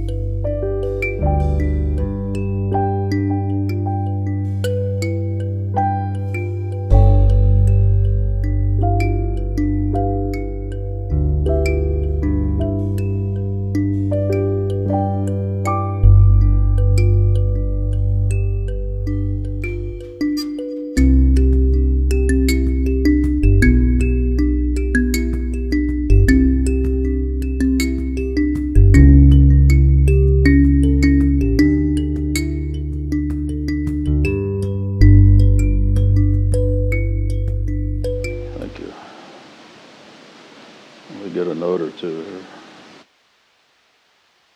Well, thank you for being here, being part of this discussion on a very important topic. And let me say it's a pleasure to moderate this panel. My name is Olin Wethington. It's a pleasure also, Madam Secretary, to receive your remarks, very stimulating, inspiring. And I found the previous panel quite stimulating as well. I view the contrast between the first panel and this one as the first being focused on public sector, predominantly public sector implications of a multi-polar valued world, and this one being more focused on private sector, that is business, trade, and civil society. Now, the prior panel obviously slopped over a bit. We may do the same reciprocally. These obviously aren't two segmented dimensions. But as a rough division, that's where we'll try on this panel, that is the private sector piece of it, to share some thoughts and stimulate, we hope, your own thinking. Let me also say that my hope is, as moderator here, to focus the first piece of this panel discussion on the question of where are we trending in terms of a multipolar valued world in business and in civil society. The previous panel got into this. There were some that suggested even that maybe we aren't. Maybe it's a bit of an exaggeration to say we are moving in the direction of a multipolar valued world. That was a very, I thought, energetic debate. But I want to ask the panelists here, and I'll introduce them in just a minute, as to where they see the needle trending on this question. And then the second piece of it, to the extent that values of the post, I'm going to call it post-World War II, liberal, market-oriented, democratic order are under pressure. What do we do about it from the standpoint of business, economic component, and also civil society? And we have persons on the panel, I think, that are very equipped, experienced in thinking on these issues to share their thoughts with you. I'm not going to introduce them in any detail. You have their bios in front of you so as to save time. But let me, so our live streaming audience knows who we are in order here. I'm going to start. Well, we share that condition, Tom. Let me just start then with Tom Pickering on the far end of the panel here. I'm sure you know him by virtue of his long and distinguished service at the Department of State. I think he still holds the record, if I may be wrong, but I'm going to say it anyway. It's a distinguished. We don't ask many questions about that. 7 ambassadorial appointments, which I think no other American has held so many, including U.S. Ambassador to the United Nations, India, Russia, several other countries as well. So welcome to the panel, Tom. Then next to him, Suzanne Nozzle, who is with PEN America, an organization that is focused on expression of writers, media, and it has a very long and active history, almost 100 years, if I'm not mistaken. And then to my immediate left is Kristen Lord, who is Executive Director of IREX, focused on academic, educational development and exchange, and very pleased to have you here as well. Feel free in our remarks, if you wish, to give a more accurate, elaborated commercial, if you will, on your organizations. But let me start, if I could, just by framing a bit more the question of a multipolar values world in a business/trade and also civil society complex. What are we talking about when we make the suggestion that we are perhaps moving in that direction, and that values of a previous order are under challenge, if not weakening and being undermined? And I think we associate with the existing order, which I personally believe remains very strong, although I am in the camp of observing that these values I'm going to mention are under a significant challenge from certain quarters. And that includes not only externally but also internally within societies that have been part of the Western liberal order for many decades. But these elements are, I think, first of all, a very vibrant and open economic market-based regime, and a very vibrant civil society, a component which is beyond, in most ways, at least in Western societies, the reach of government. A component that is focused on norm creation, rule of law, a culture of participation. These are values we associate with the existing order. Going back to the economic side, certainly reference to the market, not the state, as the primary mechanism for the allocation of capital. We value a rules-based regulatory order that relates to economic activity. It is characterized by respect for intellectual property rights, for contract rights, for an independent judiciary that is the arbiter of disputes, that is beyond the reach of executive action. We value in the economic sphere transparency. We tend toward deregulation. We tend toward privatization, accountability, privacy, open investment regimes, cross-border movement of goods and services, economic interdependence, some might say globalization, the values of globalization and interdependence, if you will.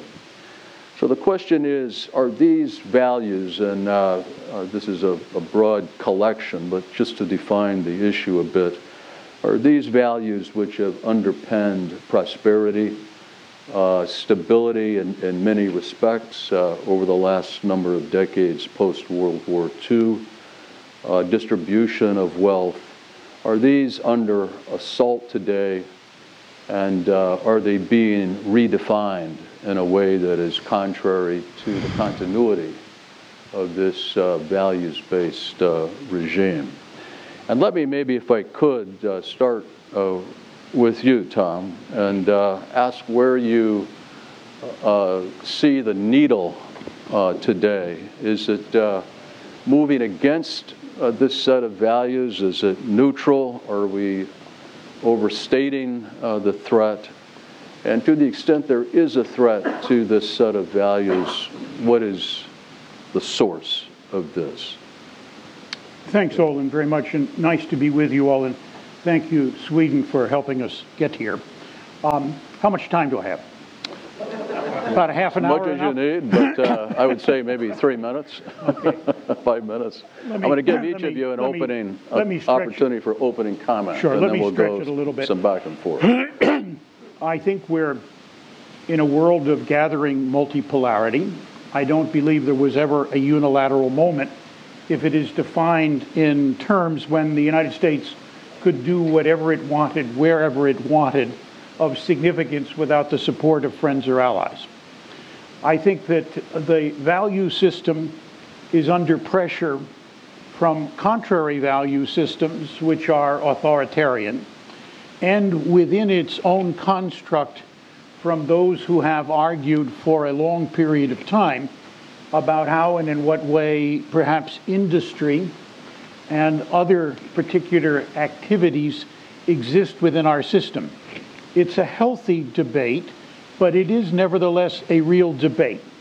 And I can recall in my early days as ambassador to a post-communist Russia, visiting many leaders in the country who were running provinces, oblasts, and talking to them about the struggle that we have in our own society in looking at the economy between efficiency and social justice. If we err too much on the side of efficiency, we then allow Adam Smith in a rapacious way to determine how and what way industry and indeed the markets and individuals operate. If we err too much on the side of social justice, we are caught in a morass of overregulation and total inactivity as it freezes up. And so the struggle has been, in my view, between these both desirable objectives, both preached clearly by the system that we endorsed, but not necessarily totally reconcilable on a permanent basis without constant debate, without constant intention, and without constant movement from one to the other on a kind of roller coaster ride to get it right. And in many ways, this is clearly electorally driven by democracies. In democracies, you have to produce results to continue to hold office. And being able to be producing results, you have to appeal to multiple constituencies.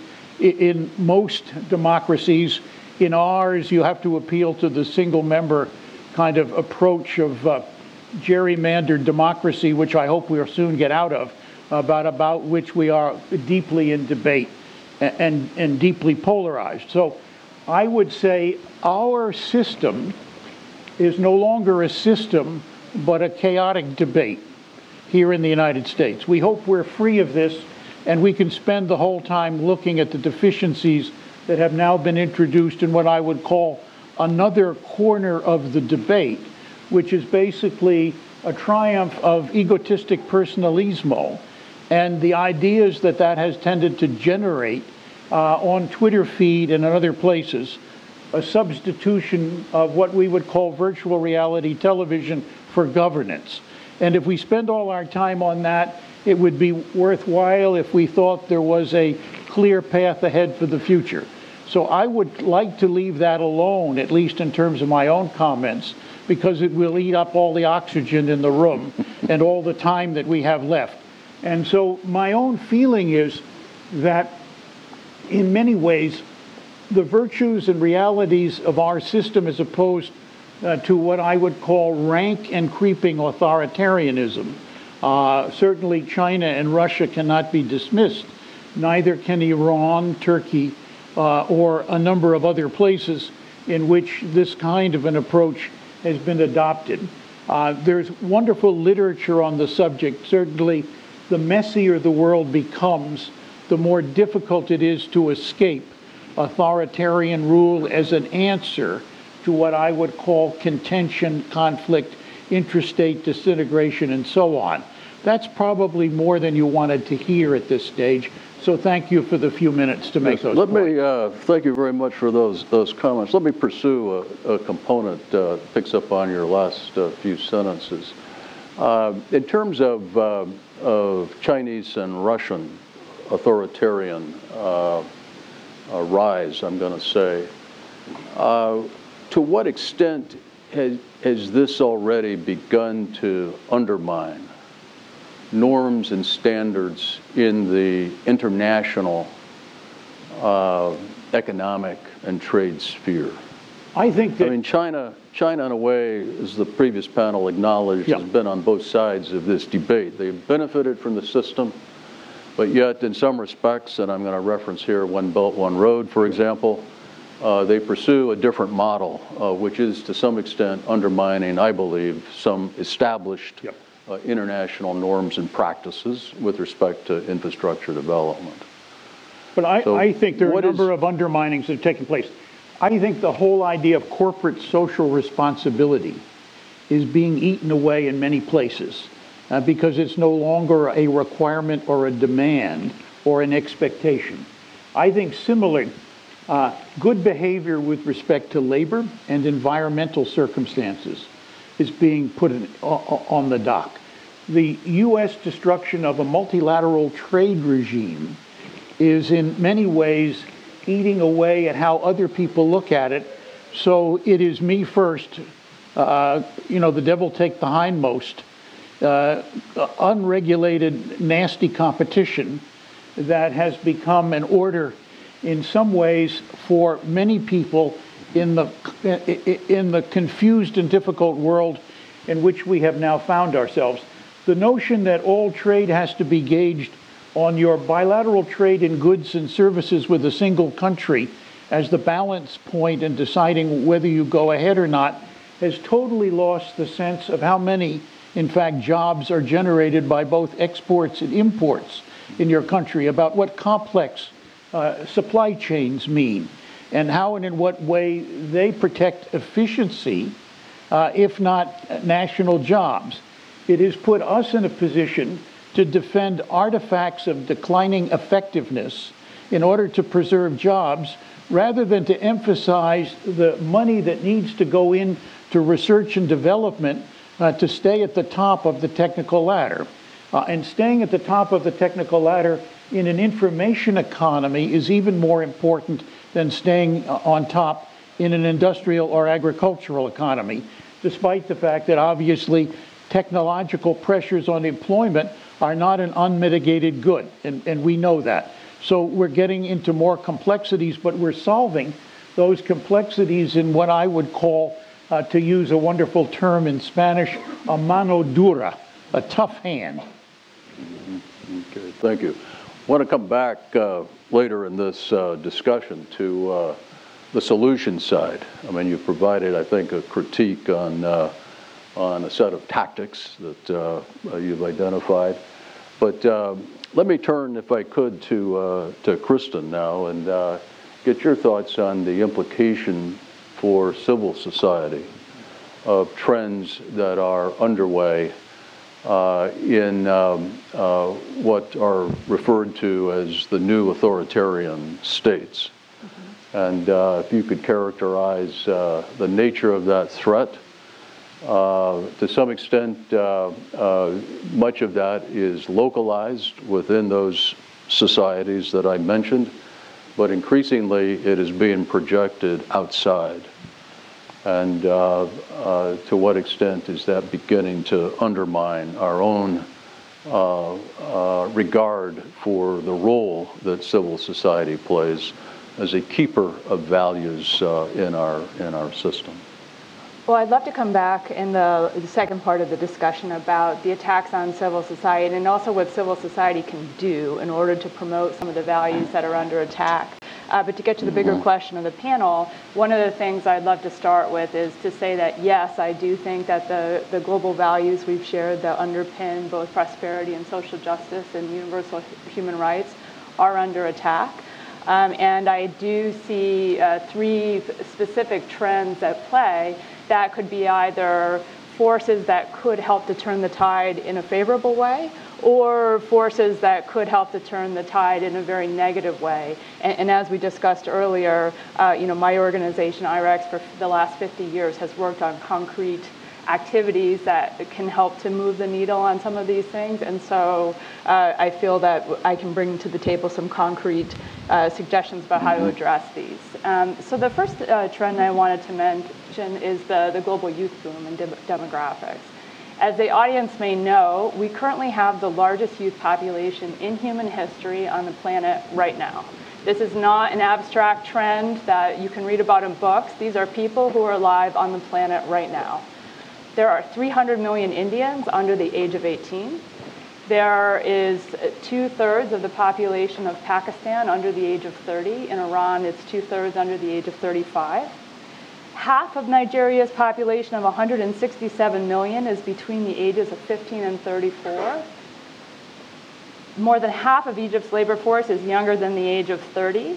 And if you really want to get scared, listen to this one. In Afghanistan, Angola, Chad, East Timor, Niger, Somalia, and Uganda, more than 2/3 of the population is under the age of 25. And if you look at some other examples like Mali and Uganda, it's actually under the age of 18. So this youth boom, if you want to talk about shaping global norms, engaging this youth population is either a tremendous force for good or a tremendous force that could topple global norms as we know them. So the second trend I want to talk about is the power of the Western or U.S. example. You know, it is not, as Ambassador Freed mentioned before, it is not the first time that this example has been under some threat.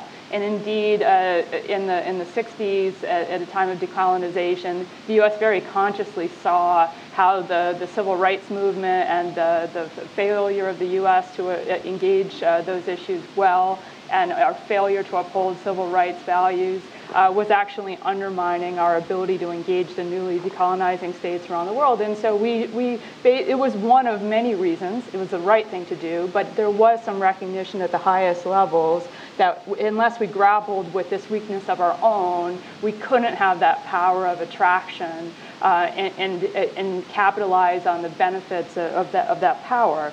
That's an issue I think that we're seeing again today. We're seeing the vitality of the Western economic model in question as people have failed to share in the benefits of that system. Whether you're Bernie Sanders or Donald Trump, you can see how people across the political spectrum are speaking to the anger that people feel. And that is, as the previous panel mentioned, is not just a U.S. phenomenon. There's a declining social mobility. There's a declining trust in institutions. We can talk about this more later. But also really rising intolerance in our discourse. And for those of you who haven't read Suzanne's excellent piece in the Post this morning, I would recommend it. The third thing, you're very welcome, little plug there. I'll collect on that later, thanks. Absolutely. Then there's also an escalating challenge in terms of the information space. And again, the previous panel talked about this as well. Disinformation, hate speech, misinformation, the proliferation of platforms. Great article in Foreign Policy this week about speculating on what happens when the Facebooks of the world no longer have as much control as they do. So, you know, if you actually see the ability of corporations and governments and institutions like Facebook being able to control that hate speech and disinformation, you know, there's pluses to a lack of censorship, certainly, and a lack of control over information, but there are also some disadvantages because I think we have seen the proliferation of many of the dark sides of free speech. And I did agree with almost everything that Suzanne Spalding said in the previous panel, except for one, which is I do think we need to be cautious about associating global transparency as an unabashed force for good. The longest, most right, and least read thing I ever wrote was a book I published about 12 years ago called The Perils and Promise of Global Transparency, Why the Information Revolution Will Not Lead to Democracy, Security, or Peace. And I am very sad to say that this was the most accurate thing I've ever written. And the point of the book is that global transparency is something I am for. It is something that does help to fight corruption. It is something that can help empower people to protect their own rights and transform their societies. It's the right thing to do. Citizens have a right to access information. But unfortunately, it also shines a spotlight on falsehoods and hate as well as truth. And we somehow need to grapple as a society through our institutions and through our cultures with how to deal with this being awash in this kind of information. So those are the three trends I wanted to mention, and I'd love to come back to specific. Yes, I want to come back to the solutions part of it in the remaining time here. Suzanne, you are with an organization that is very much focused on expression, and there's been a lot of commentary, publication on the decline in democratic values, not just recently, but over time. I mean, I would reference Freedom House's three publications: Freedom of the World, Freedom of the Press, Freedom of the Net. where they show a 12-plus year decline against a consistent set of benchmarks with respect to democracy and with respect to expression and various institutions that uphold those participatory values. What is your, as you see the threat, and let me not assume, but ask you the question, what is the threat? How would you characterize it at this point in terms of the expression-related values that undergird a democratic society? That is, the freedom to debate, participation. What would be your thoughts on that? Anything else is an opening statement you wish to make? Those are long-term trends that Freedom House and others have been documenting in terms of this kind of pulling back from openness. Part of it is a major crackdown on the work of NGOs and civil societies around the world, with more than 70 countries adopting laws that restrict the operation of NGOs in various ways, cut off their funding, enforce transparency requirements that have had the effect of putting organizations out of business if they depend on foreign funding. And a sense that governments sort of recognizing and playing copycat. Part of that's transparency too. Taking from the playbook of a Putin, and we're seeing democratic countries, including India, adopt those kinds of restrictions. To me, though, it has intensified over the last 18 months. And I think it's sort of a dangerous kind of trifecta that we're seeing. I think there's a corrosion in terms of our own value system from within that has accelerated dramatically and in ways that I think few of us would have predicted. And it's always been shaky, let's face it. Your list that you rattled off, there are a couple things on there, that I don't necessarily put the deregulation, on my list of core American values. I'm not sure if our friends in Sweden would either. So, we can dispute that. And, I think Dan Fried put it well, that there's not, there's sort of a universality but not a uniformity, and there's a lot of variation within. But this is, I think, something far more fundamental is at work, where at the highest levels of our government, I don't believe we do have, buy-in and acceptance and commitment to principles of the rule of law, separation of powers, the role of the judiciary and our judicial institutions. And I think that's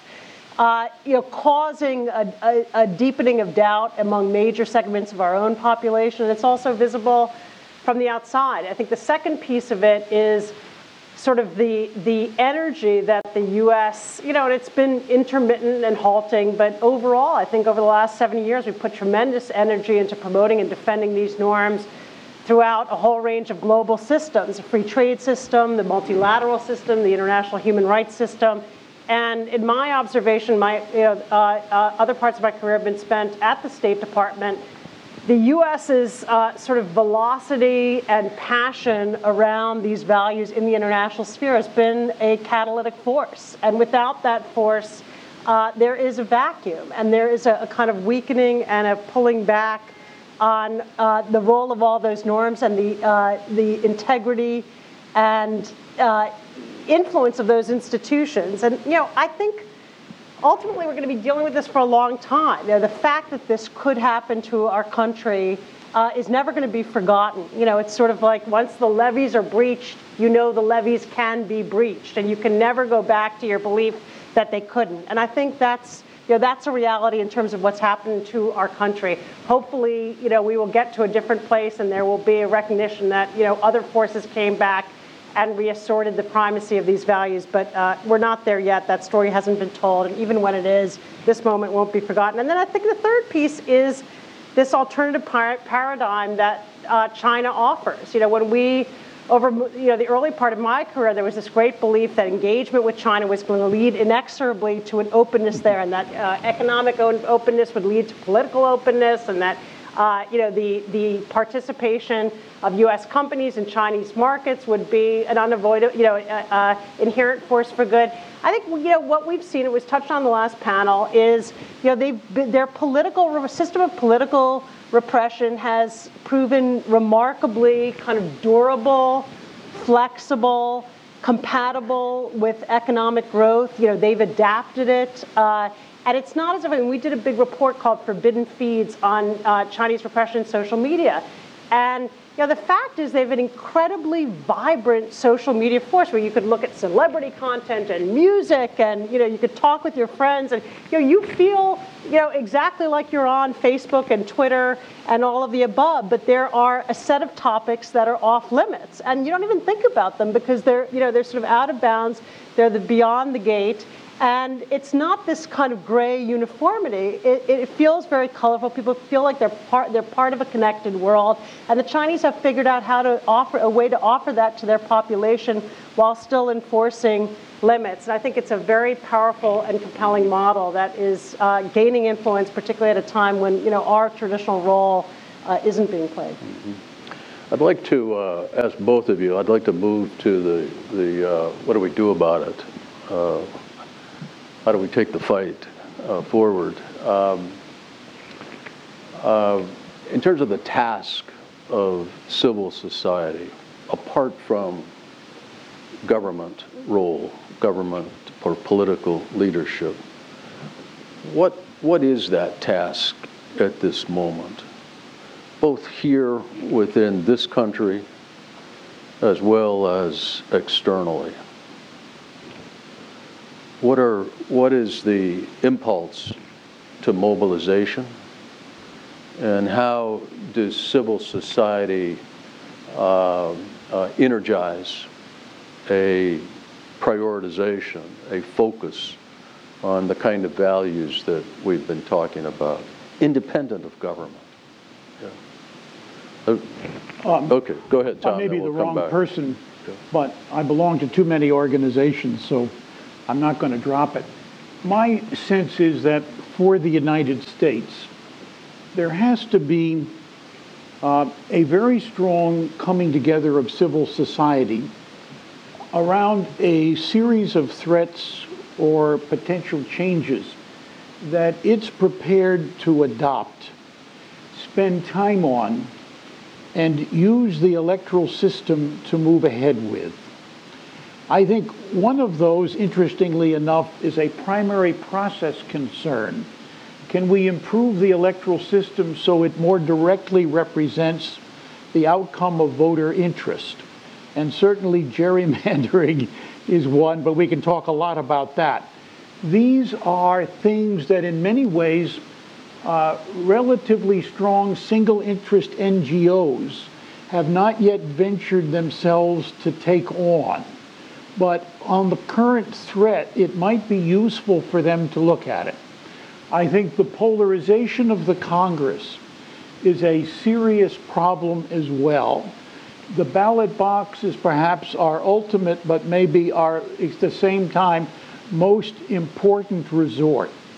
I worry about the appointment of judges and what one can only call the extreme distortion which is inherent in the judicial system, which we all count upon as being the last defender of the Constitution, and indeed our fundamental rights, and indeed many of the values that are generated through our fundamental rights, if you like, into public consciousness and where to go.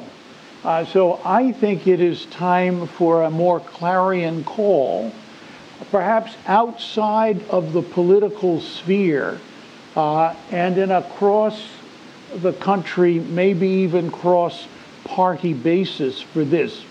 We have seen assaults like this before.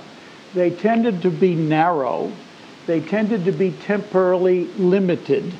I think at the point, and I pick up on what Suzanne just said, we are seeing disintegration take place in our country on a geometric pattern. That is, by the force of multiplication.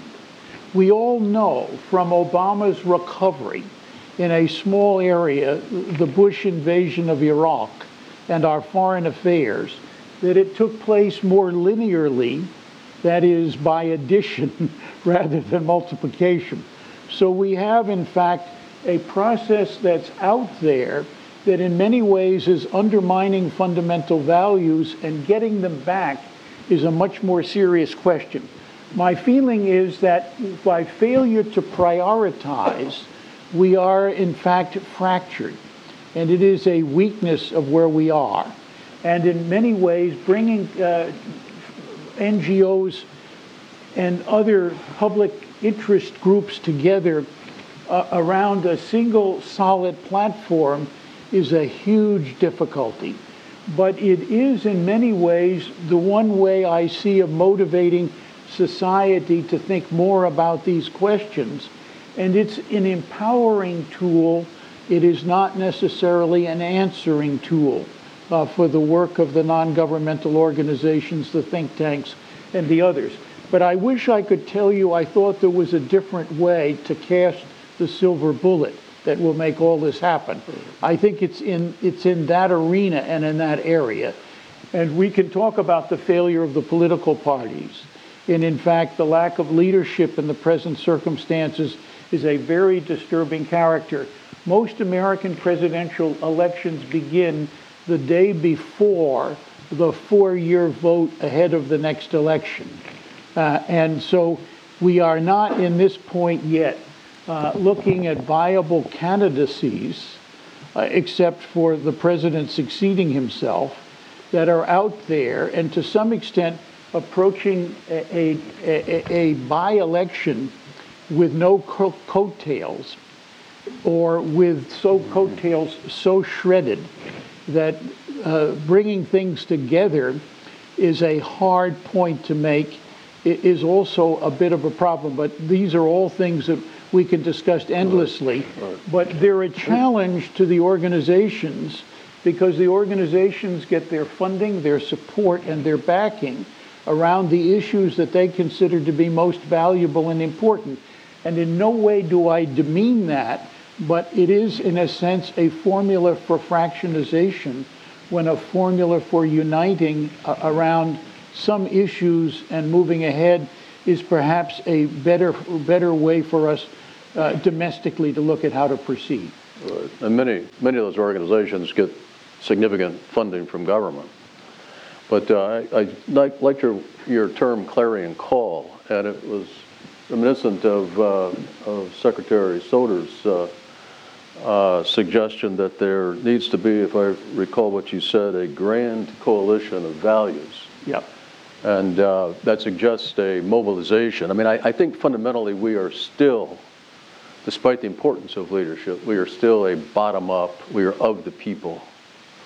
And we are still here, and in many other Western societies, ultimately bottom-up societies. Mm-hmm. And political action is altered by underlying norms. But obviously, one of our recent failures is that top-down has been so guided by polling from bottom-up that it has lost the opportunity to lead and, in fact, to think, and, in fact, to propound challenges and to take risks. Right. And so I think we in our society have to look at both of those as important values. Right. That's it's an iterative and it's an interchangeable process. That's right. Now, let me go to maybe Suzanne and then Kristen on this question of what the task is for civil society in the face of this challenge. If you could perhaps elaborate. Tom has talked about it sort of from a domestic perspective, and I agree. And there's sort of all kinds of discussion about how civil society can coalesce around a series of reforms to renew our democracy from within and curtail, the forces, whether it's fake news or manipulation on social media or gridlock in the Congress or a whole range of other things that desperately need to be tackled. I agree that's job one. If we don't fix that, I think the potential for the U.S. to continue fortifying these values around the world will evaporate. But I'll talk a little bit about sort of what we can do in the meantime to prevent kind of continuous erosion globally. I think the first thing, the first panel touched on this, is the idea that at a moment when our government is not representing or propounding these values globally, that the rest of us have to, through whatever means, we have to be out there, and whether that's, an ambassador at a post somewhere, who develops his or her own approach to doing that, or members of civil society, former officials remaining in dialogue, being an American presence and an American voice, and a message that is distinct from that of the administration. I think that's extremely important. I think exposing what's going on is critically important. The role of Russian interference in our election system and in our media landscape here in this country, the tactics of the Chinese and how this social media ecosystem and how this concept of cyber sovereignty that they adhere to, what that really means for freedom and expression to help Chinese people understand, what these limitations are, what they're missing out on, what it might mean to be connected to the global internet instead of having their own closed system. I think that kind of, pushing that kind of research and information and dialogue is key.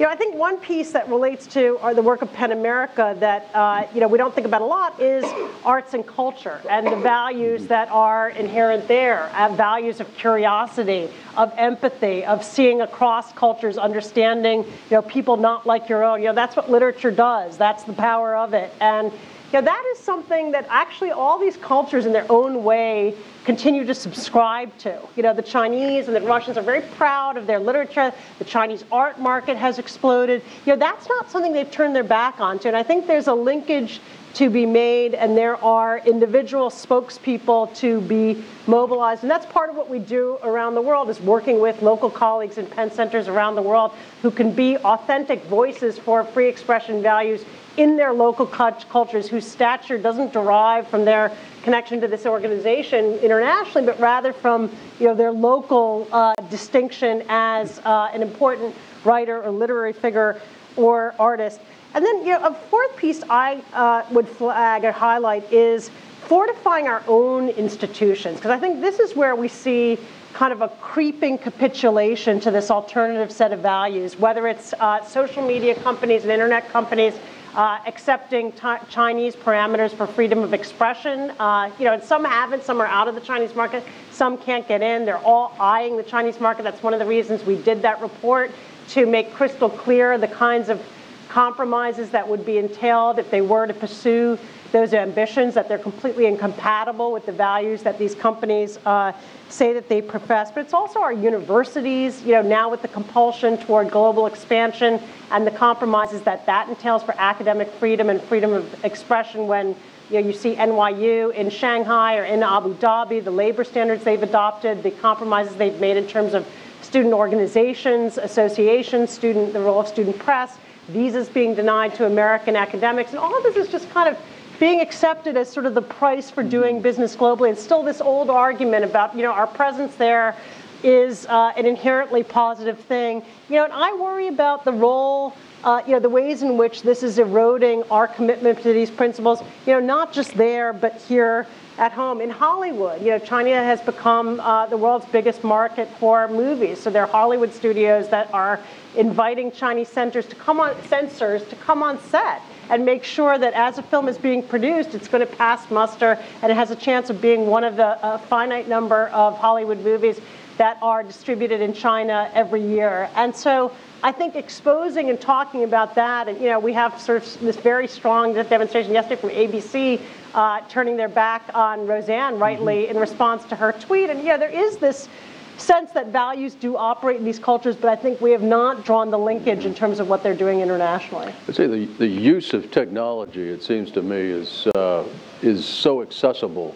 to civil society, NGOs, and very inexpensively, that civil society could be a force for transparency and accountability on an even more proactive basis that seeks to publicize instances of repression.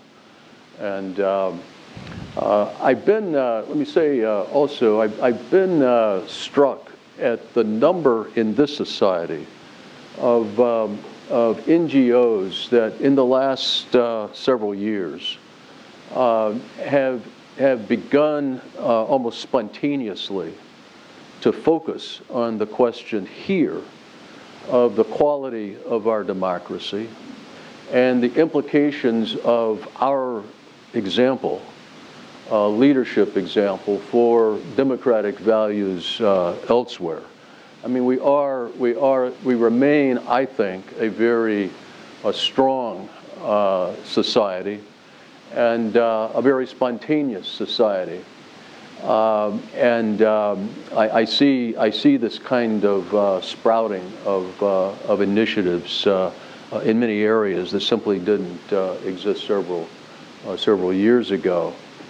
I'd like to give a commercial, even if I could, for a new program of the Atlantic Council called the Digital Forensic Research Laboratory, which is focused on integrity in news and practical ways in which that can be strengthened. And there's a portion of the Atlantic Council's website you can go to learn more about that initiative. Let me turn to Kristen. You said you had you laid out 3 key areas of our global condition that relate to this question of multipolar values, and ask for your thoughts on solutions related. You talked about the growing number of young people. They're up for grabs. The implications of American leadership globally. And the third one you mentioned was the impact of technology. Which side is it on? Is it for good or not so good? Comment, if you will, on your ideas as to these areas. Absolutely. And I'll answer, and along the way, I'll also answer your bigger picture question. And I really heard 2. One is, are there things that civil society actors, including business and nonprofits, can productively do to address the trends I mentioned? Mm-hmm. Absolutely. There are many examples. I will give some. The second, keep focusing on what civil society and business itself can do. Absolutely. Because we have to assume a responsibility, it seems to me, beyond government. And to the extent Western societies remain bottom up, and I'm going to emphasize that again, we've got to address our own business and civil society accountability for the future. I agree with that, although I also believe that there's a key role for government, and I'd love to see more partnerships between government, business, and should be a partnership. But.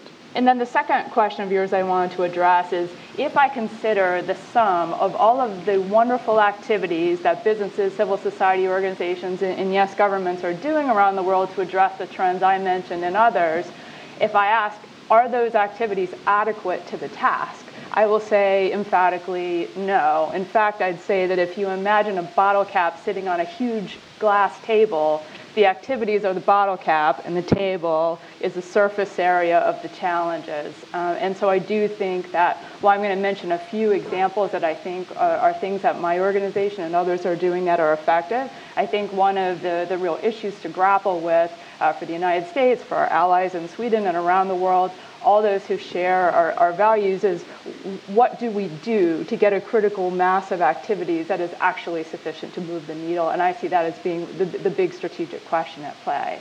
But let me answer your question about some specific things. In terms of engaging and empowering youth, I think helping youth to have productive futures where they can have a positive impact in their communities, and also a sense that they have agency and can shape their own futures is critically important. The economic piece of this is obviously huge. Young people, if they feel like they can't have a job, can't leave their families, can't get married, I mean, this has a huge impact on their own sense of self-worth and independence, their own ability to contribute. But we're also looking at a time, quite frankly, because of AI, because of technology, where the number of jobs is shrinking in some areas. The economics of manufacturing mean that we don't need such large numbers of people anymore to produce goods as we did in the past. The same is true of agriculture. And so I do think that on the one hand, there's a huge issue about economic opportunity for youth, but also finding ways for them to lead productive, engaging lives, even if they don't have a single steady job that employs them for their entire lives. That's definitely one issue for youth. Another is, how do we really support this rising cadre of leaders around the world who can play a positive role in their societies and want to, do in fact, as polls show, share many of the values we've been talking about, but they need skills, they need a platform, they need a network, they need confidence. My organization, IREX, is really proud to partner with private businesses, the U.S. government, and many other organizations to support the Young African Leaders Initiative. We've brought more than 3,000 rising African leaders between age 25 and 35 to the United States for executive training in business and entrepreneurship, civic engagement, and also public management. And we really see the power of these leaders every single day. And the last example I'll mention on youth is, gosh, we just really need to focus on the pipeline of talent going into governments. I'm going to mention Africa as a place where, because democracy has been successful, more successful than some of us had thought, there is a massive pipeline problem for qualified young people to go into local, regional, and national governments. I see very few people focused on the nature of this challenge. There are great models, Emerging Public Leaders, which piloted a presidential management fellow-like program in Liberia, has a very successful and low-cost solution, but I do not see the efforts to scale these models at a level that's required. I don't want to take too much time, so let me just talk a little bit about this issue of people being awash in information and what to do about it. Because here again is an area where my organization, IREX, I think has done some really innovative work, and indeed my team, a lot of my team are in Kiev today at MISINFOCON, so when you're done watching this webcast, you can watch that one. We've just published some research showing that quite inexpensive community-led media literacy efforts can sustain results in terms of improving citizens' ability to consume information, recognize emotional manipulation, check sources, that behavior is still sustained a year and a half after the training. It's still insufficient to the size of the challenge, but it's a robust result. It's the most robust result we've seen, and we want to keep committing to working with our partners to keep refining and scaling. And I think unless we give citizens the tools they need to deal with consuming information wisely, we'll never, ever be able to grapple with the scale of the challenge, because there are just too many outlets for actors, whether they're large intentional actors trying to manipulate opinion for their end, or just the cacophony of voices from all sides drowning everything else out. Unless we give citizens the tools they need to grapple with that, I think we have a problem not just in the West, but around the world. And I'll mention Myanmar, Kenya, India as some very recent examples where fake news has had a really stunningly negative impact and seems to be getting worse. Okay, thank you. I want to go to the audience in just a minute. I want your questions. We have about 25 minutes remaining. But I want to pose one, I think, very important question before we turn to our audience participants. And that relates to China. We referenced this in this panel, certainly the last panel. And that is the question of the long-term compatibility of prosperous and innovative economic activity with repressive government. China's experience in recent years seems to be suggesting that the two, maybe suggesting to some, maybe not others, could be compatible. It seems to think it is. Repression is increasing. It's not, in my view, decreasing. That is political repression. And the economy moves forward, and they've demonstrated great capacity, I think, for innovation, particularly in information technologies and e-commerce, computing, many other areas, high-speed transportation. And we wrestle here in this country certainly this administration has wrestled with this question. How do we address this industrial policy approach, which targets the industries of the future? Some of these industries have profound implications for polity, for freedom of expression, for independence in many arenas. And how do we address this challenge in the context of continuing support for established institutions and norms? The suggestion has been made, certainly by this administration, that to do this, we need leverage. We need diplomatic activity, but we also need the leverage of our own market. And I'd like to ask you, Tom, I'll start with you. I know this is a large topic and we have only limited time, but how should we be thinking about this challenge that China is posing by virtue of its economic development model? Chinese socialism with Chinese characteristics, state capitalism, accompanied by increasing reach of the party in a way that runs contrary to democratic and human rights principles. What's your terrific question, and one that we've all wrestled with for 25 years. Yes. Is the political system going to be so devastatingly controlling that the economic system is going to destroy it?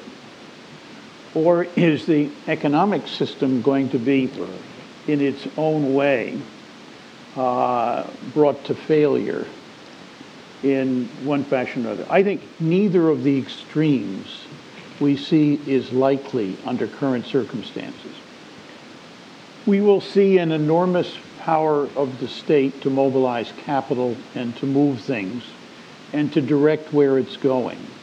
It's not that we don't have industrial policy of our own. We tend to ignore it. We tend to want to put it behind us. But we have selective subsidies for American work. We have legislation that favors one source or another of activity, and so on. So it is not something where the wholly white-garbed, completely market-oriented capitalist, the United States, is fighting a wholly red-garbed, socially directed industrial policy activity. I would focus on your word wholly. Wholly, exactly. Because I do think there are important distinctions of concept. There are important distinctions both of concept and otherwise. We don't know, but the notion of expecting that if we keep on doing the same thing with China, it will collapse, or one way or another morph itself into a kind of Taiwan-like operation, is an expectation that Einstein once used to call insanity. So we need to be able to work with China as it is and as it is likely to become. It is extremely important for us to avoid the notion that the inevitable result of China's rise is conflict, and that we can in some ways deal with that through diplomacy. It is a mistake, however, to collapse in the face of every bit of Chinese pressure against us. We need to combine what I would call carrots and sticks with the Chinese to see how over a period of time we can effect changes. The WTO entrance of China was seen as one of those potentially defining moments which we have not followed up well on.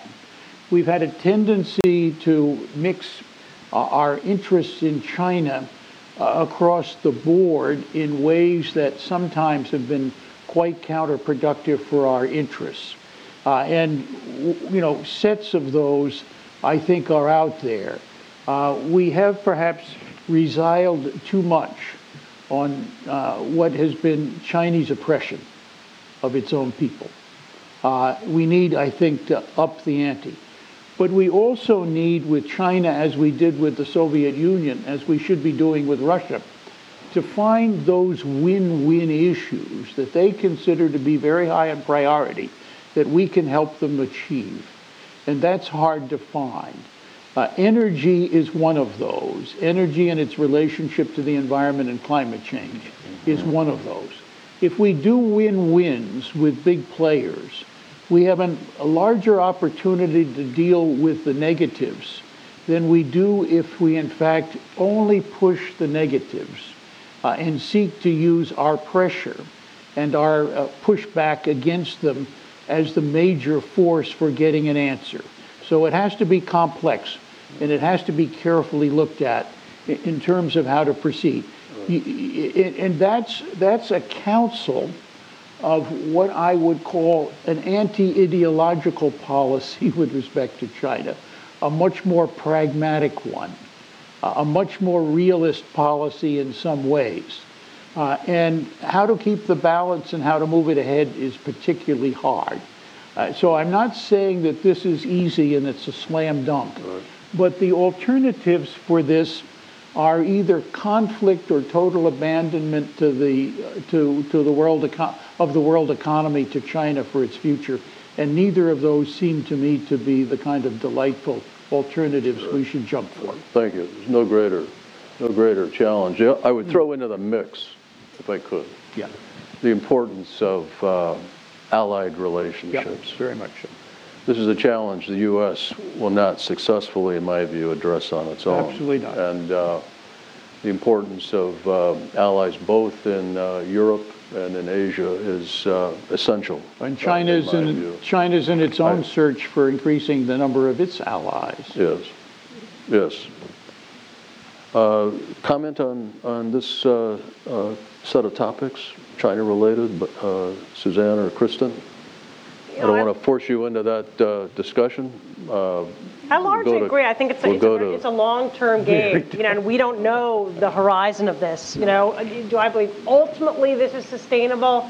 Probably not. But could it be, 20, 50, 100 years? Possibly. And I think this was misjudged. Honestly, I think there was an assumption that it would unfold over the last sort of 20, 25 years. That hasn't happened, so we need to gird for a much longer term, both in terms of a constructive relationship with them, cooperating where we can, but also fortifying our other relationships both in the region and globally, and our leadership role. I mean, that's what is so distressing to me about the present moment, is this abdication of leadership, which is, I think for them a tremendous opportunity, both in in immediate practical sense, but also this alternative value system that is being looked at and emulated around the world at a moment when we're basically not home as an exemplar or as a force for our values around the world. So, which we're aiding and abetting, unfortunately, by our adopting the alternative value system and the way we treat other countries. The destruction of the world treaty regime, the notion that force makes right. Pulling out of the Iran agreement. Well, that's the destruction of the treaty regime. Right. If you can't be held to your word and you can leave any treaty anytime for any reason, what's the value of treaties? Why would you buy a used car from Trump? So I'm going to steer away from large-scale predictions because personally I feel quite humbled about not just my own, but the entire foreign policy community's ability to predict the future over the last 10 years. I don't think it looks very good. So I'm going to suggest that we focus on some facts. The first fact is, I think it is indisputable what Tom and Suzanne both said, that this idea that we all held that political oppression and having a closed society and economic growth were incompatible. I'm a social scientist. When I look at the facts, that is demonstrably not the case, and I think we need to come to terms with this. However, and another fact is that the U.S. and China, U.S. and Russia are destined to be in competition. I believe that is true. I don't believe we're destined to be in conflict, and I believe the facts of history support that there is at least an option where we can be in competition, but not in conflict. And the third thing I wanted to point to is also a fact. Well, it's an opinion, but it's based on fact. And then I wish we in the United States and our allies around the world would focus much more to playing with our strengths. Yes, it is true that China has a vibrant and growing economy, but where do Chinese parents want to send their children to universities? the United States. That's right. I still don't see people around the United States dying to send their kids to China. China has some very fine universities. They really do. Excellent research institutions, which they're pouring way more money into than I think many Americans realize. But still, we have advantages like our university system. Similarly, although Russia has a rich cultural history of which it should be very, very proud, I do not see a lot of people around the world saying, when I grow up, I want my country to be more like Russia. I do not see them saying, I want to go and visit Russia. People want to visit Europe. They want to visit the United States. There's a vibrancy. There's still something to that. And I wish we would focus much more on focusing on the areas where we are strong and leveraging those areas to our advantage rather than trying to compete in areas where, frankly, well, we need to compete, but we can't necessarily be guaranteed of winning in some of these other spheres. Okay, thank you. We got 15 minutes. Gentleman in the back, question, first question. State your name, please, and affiliation, if you would. Ken Dillon, Sansa Press. I'd like to ask Suzanne Nossel, how do you think we should respond to China's soft power policy around the world and to their efforts to control Chinese intellectuals and students abroad?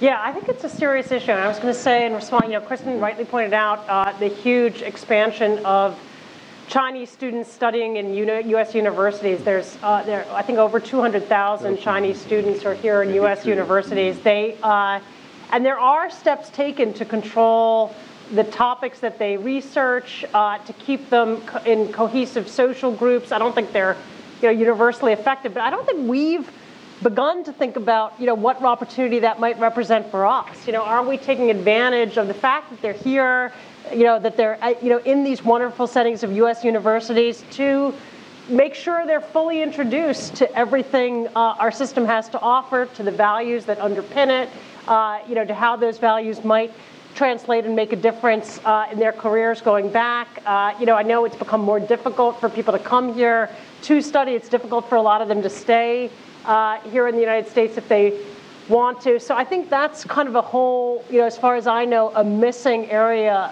of exploration that could be a potentially potent force in terms of, trying to defend and shore up our values. I think this, sort of soft power push throughout Africa and in the Middle East, has been deliberate, determined, and on our part, especially right now, but even before, during the Obama administration, met with very little. We're in a period of kind of retrenchment, as far as the promotion of whether it's U.S. culture or values, and yet, I think Christian's right. We do have so many of the most potent and kind of exciting and dynamic, whether it's cultural products that come out of our country and Hollywood and our literature, our universities. So, I think we should look at it the way we did during the Cold War and really think about, what would a robust effort to, not promote or ram values or ideas down anyone's throat, but just to expose, to foster exchange, to be more active and more present and more intertwined with a whole range of countries around the world. I think that's the best way to deal with it, would be to offer our own alternative rather than to, try to sort of undermine it. I think where there are nefarious tactics that can be exposed, the dark side of some of these development projects and other things, I think that's important too.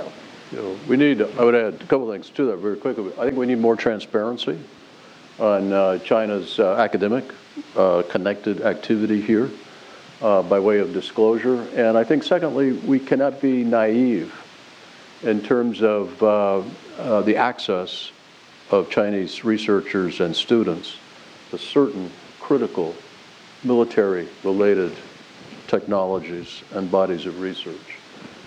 And I'm not sure what the implications of that are, but this question of free access, we may have gone too far. We may need a correction on that. Can I make just a point? Please. Yeah. I worked for a very large, technically oriented American firm. And it was quite clear that the issue of technological dominance did not depend on boxing up the technology and keeping everybody away from it. That failed. Partly because in the open world of science, exchange has produced the basic science that everybody can get. It isn't a special commodity. The applications were what was important. And the idea was, as I said earlier, to spend more money on your own R&D, moving science ideas into industrial research and development, rather than abrogate that to somebody else or sit tight and hope you can forever preserve something that you know sooner or later is going to go out the door, because there are smart people all around the world working on the same ideas and the same subjects. So in the race, it's better to stay ahead than to put roadblocks in the way of people following you. Well, it could be a combination. Yes and no. I mean, for a period of time, you can hold back. But nobody in the IT world thinks of patenting anything. The waste of time to do so is overcome by the fact that people following you will get it before you can get a patent. Let me go to the woman here. Thank you. Clara Bilgin, Virginia International University. I know that this would be a provocative question, but I feel that in international politics, things seem like a wrestling match or a boxing match. And the US is fighting by the rules, and it's facing two major opponents that are freestyling. And we are suggesting we have to be, increasing our democracy promotion, civil society, exchange programs with the rest, which would be we are hitting harder. Yes, but again, we play by the rules while we are at the same time, by our administration, one of our hands is tied at the back, and Russia, Iran, let's say Saudi Arabia to some extent, and mainly China are really freestyling with us, punching us everywhere. So I'm wondering, these recipes of intensifying our efforts, of doing what we did in the 1970s, 1980s against the Cold War, during the Cold War against the communist world, and in the 1990s when we could do everything, is it really going to work? I mean, you already said that our efforts are so minimal compared with the need. And I'm thinking, isn't it time, and that's the provocative part of it, that we come up with brand new ideas, really surprise tactics that would not be expected out of us, while still we are keeping our normative framework and our belief in democracy, but not doing the same even if we amplify it. Okay. Thank you. Kristen, yes, please. Well, first of all, I think our president right now is testing the hypothesis about whether being surprising and unexpected will produce results. So we can all just observe and watch how that plays out. But on the broader issue, first of all, I don't want to suggest that some of the things we've been talking about in terms of exchanges or media literacy are 100% of the solution set for dealing with real challenges. I believe in a strong defense. I believe in a strong cyber security approach. I believe there's a place for offense, and it needs to be used when it needs to be used, but hopefully in a limited fashion. I believe we need strong institutions. I believe we do need to be agile. A comprehensive national security policy has all of these things as its component, law enforcement, but I feel that sometimes we overbalance on some portions of this and underbalance on the other things, when in fact some of these things are some of our strongest assets.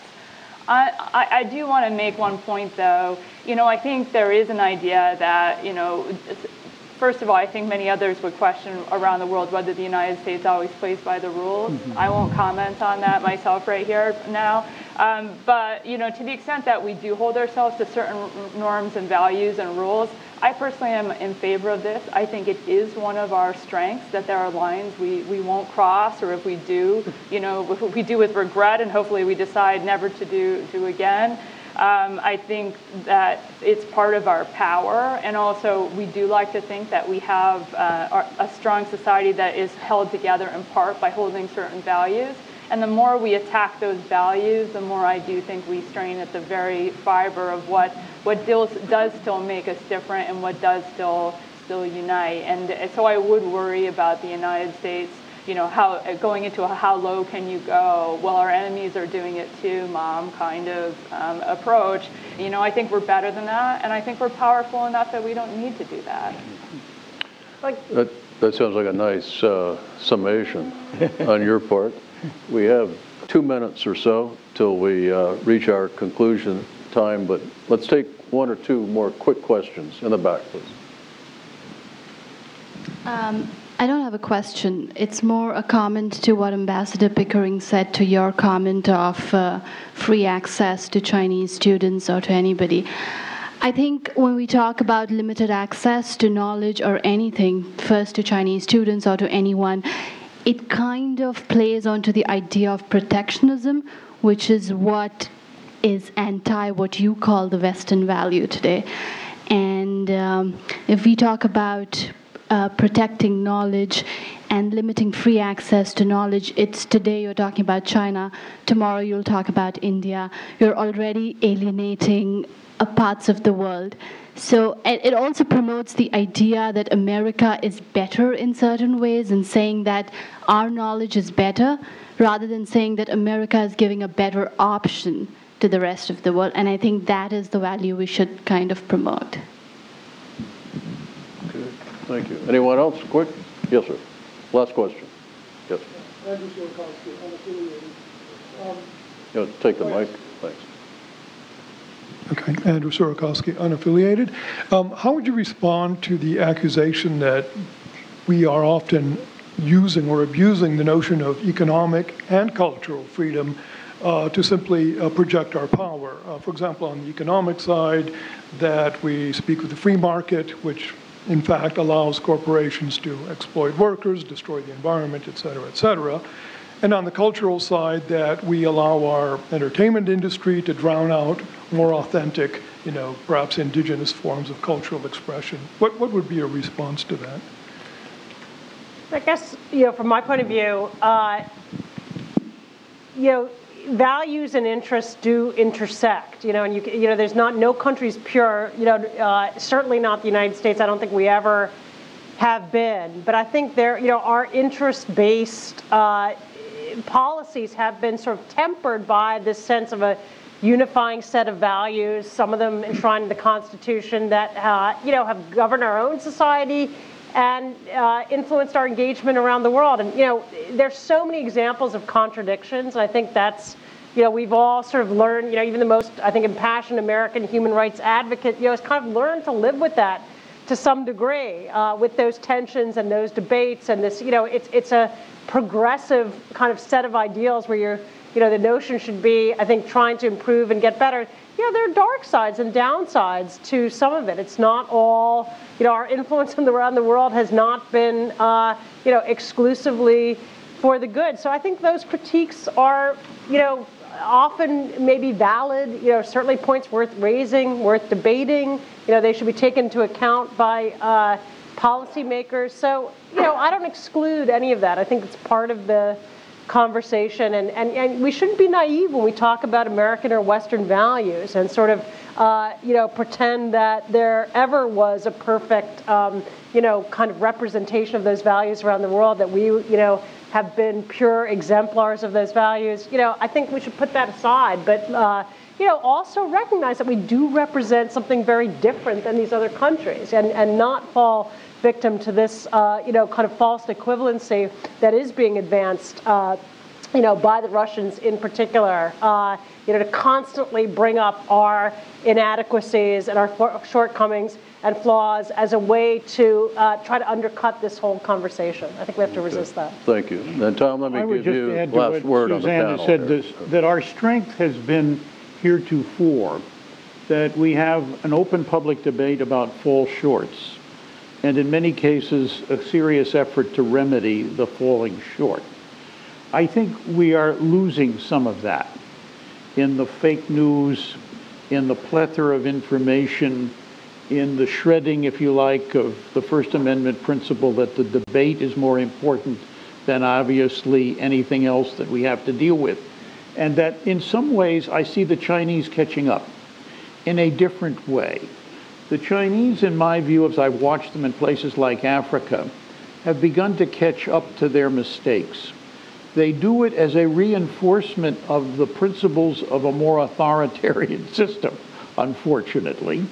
And so they're trying to compete with us on a basis that we are losing, put it this way, the virtues and values of our own principles, while they are following something in the same way, which tends to emphasize the values and advantages of a monolithic operation that can dictate responses.